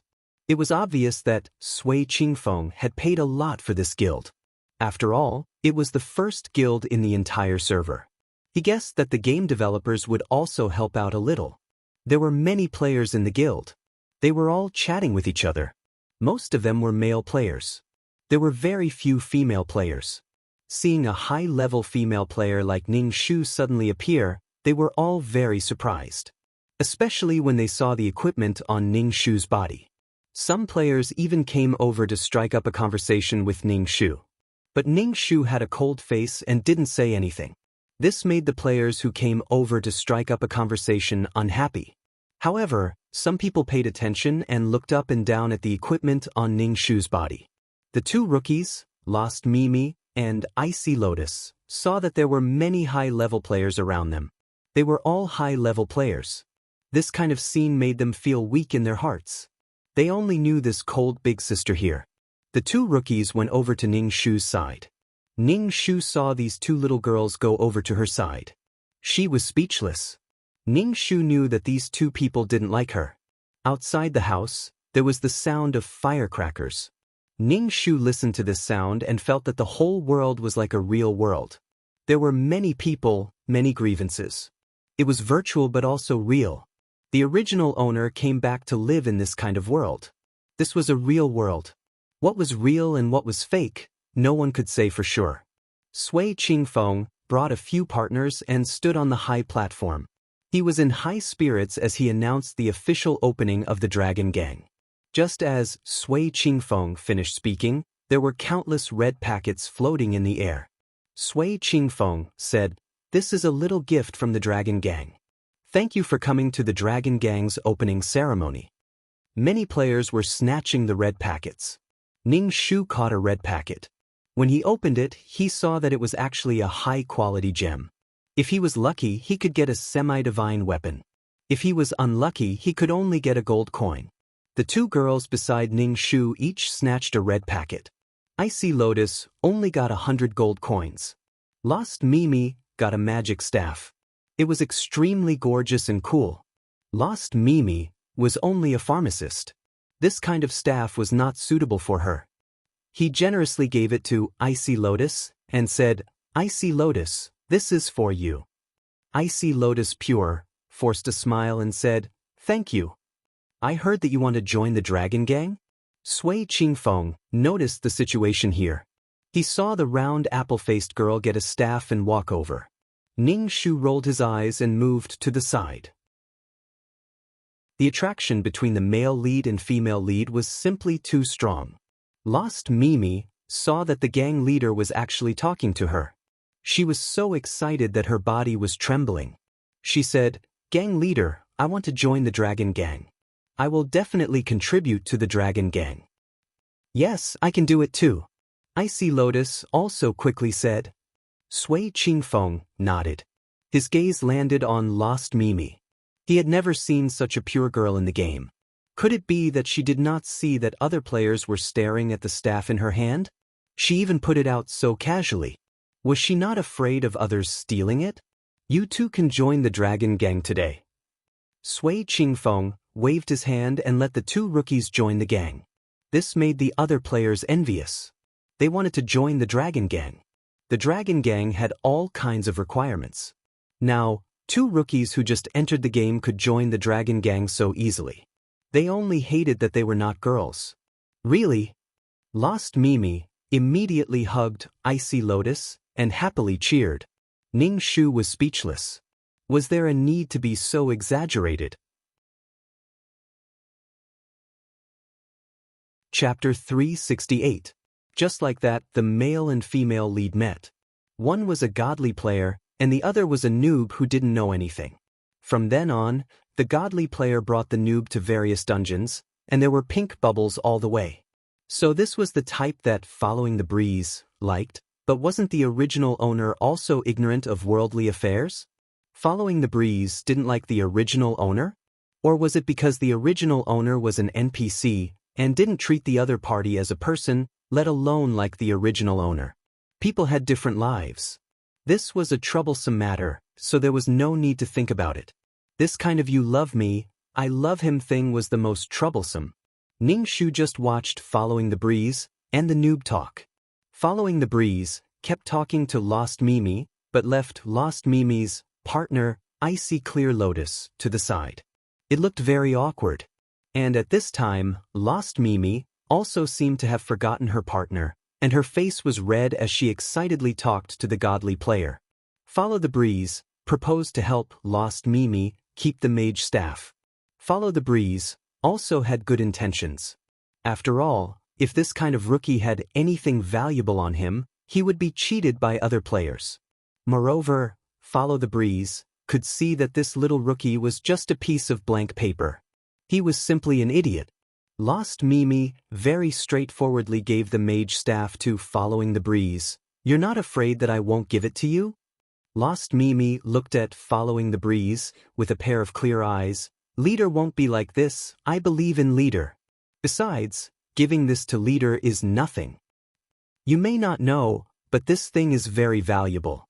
Following the Breeze raised his eyebrows at this idiot. Lost Mimi shook her head. Following the Breeze kept the staff. Ning Shu shook his head and saw that Icy Clear Lotus beside Lost Mimi had a very ugly expression, especially when she saw Lost Mimi straightforwardly give the staff to someone else, and her face flashed with annoyance. First he said that he would give it to her, and now he gave it to someone else in a blink of an eye. Lost Mimi didn't understand the ways of the world, and didn't know how to look at people's faces. Naturally, she didn't know that her partner was in a bad mood. Following this kind of female lead was the easiest way to turn evil and make people vomit blood. This was because she didn't even know that her actions would make others unhappy or bring harm to others. After turning evil and doing something to harm the female lead would innocently and sadly ask, "Why are you doing this to me? Aren't we good friends?" Even if he told her about the harm she had done to herself, the female lead would still look innocent and sad and say, "I didn't know, I didn't want it to be like this." Was simply vomiting blood. Following the breeze, Mimi's face, following the breeze, following the breezes, S's face, following the breeze, following the breeze, mimicked breeze speaks have a 8 speak. Are you afraid to accept my challenge? Following the Dragon Gang's leader shouldn't be a coward. Ning Shu mocked. Many players were excited, looking at Following the Breeze and the female player with the ID, kneel and worship this queen. The matter between a male player and a female player always had some ambiguous color. They were all guessing what kind of grudge Ning Shu had with Following the Breeze, that he had to pick this time to challenge them. It must be known that the Following the Dragon Gang could be said to be the center of attention, and now that they were challenged, they were slapped in the face. Ning Shu wanted Following the Breezes' reputation to hit rock bottom, so that he wouldn't be able to use the ID Following the Breeze to mingle in this game. When the Following the Dragon Gang saw Ning Shu's challenge, each and every one of their faces turned black. A chrysanthemum facing south stood out, and Ning Shu said, "Your level isn't high, so you don't have the qualifications to challenge our leader. How about I fight with you?" Ning Shu coldly said, "I'm not going to fight with you, I want to fight with Following the Breeze." Following the Breeze felt that this female player was really annoying. Following the Breeze was sure that he didn't hurt any girls at all, but this female player used the name of standing up for her sisters to go against him everywhere. Wasn't it just to attract his attention? It was simply disgusting. Ning Shu saw that Following the Breeze was ignoring him, and with a high and mighty appearance, it was clear that he wouldn't accept his challenge. Ning Shu insisted on fighting with Following the Breeze, otherwise what was the use of her coming here today? Ning Shu directly asked the game's main system to fight with Following the Breeze. World News, kneel and worship this queen, challenges Following the Breeze. Does Following the Breeze accept? Now all the players in the game knew that Ning Shu wanted to challenge Following the Breeze. Following the Breeze was the first great god to establish a guild, and now he was being challenged by an unknown player. This kind of challenge to a god, a heroic act of sending oneself to death, simply made people give a thumbs up. World News, kneel and worship this queen, challenges Following the Breeze. Does Following the Breeze accept? Following the Breeze's face was black, and the entire Following the Dragon Gang's players looked at him with unkind eyes. What kind of deep hatred was this, that he had to choose to challenge him when he was establishing a guild, and purposely lower the Following the Dragon Gang's honor points? Honor points were very important, and if the guild's honor points didn't reach the standard, the entire guild would be disbanded. Ning Shu pulled out his broadsword, pointed at Following the Breeze and shouted, "Guild leader Following the Breeze, do you want to accept my challenge?" Lost Mimi obviously couldn't understand why she would pull out her sword and pointed at him, and hurriedly ran in front of Ning Shu and said, "Sister, don't fight, okay?" Ning Shu turned his head towards Lost Mimi and said, "Sister is very busy, go play at the side." Lost Mimi. It was still Ice Lotus who pulled Lost Mimi to the side, and Lost Mimi even said, "Why do they want to fight? Why does she want to challenge our guild leader? This is simply too much, there are so many people watching." Ning Shu ignored Lost Mimi and impatiently said to Following Cool Breeze, "Following Cool Breeze, are you a man or not? Can't you be a bit more straightforward with your nagging?" Following the Breeze stood up and coldly said, "As you wish." Just as Following the Breeze's voice fell, a dual stage appeared below Ning Shu and Following the Breeze's feet. World News, Following the Cool Breeze accepts, kneel and worship this palace duel. Following the Breeze said in disgust, "How long are you going to go against me? I said before, This method of yours will only cause me to be disgusted. I don't know if you know me outside the game, but use this method in the game. Ning Shu only said one sentence. The enmity of losing a level is absolutely irreconcilable. If he didn't make Following the Breeze lose a level today, Ning Shu would crawl back today. Perhaps due to the demeanor of an expert, Following the Breeze didn't make the first move. Ning Shu naturally didn't hold back, and took out his broadsword and chopped towards Following the Breeze. Looking at the opponent's attack, Following the Breeze's eyes flashed with disdain. Such a weak attack actually wanted to challenge him. He was simply overestimating himself.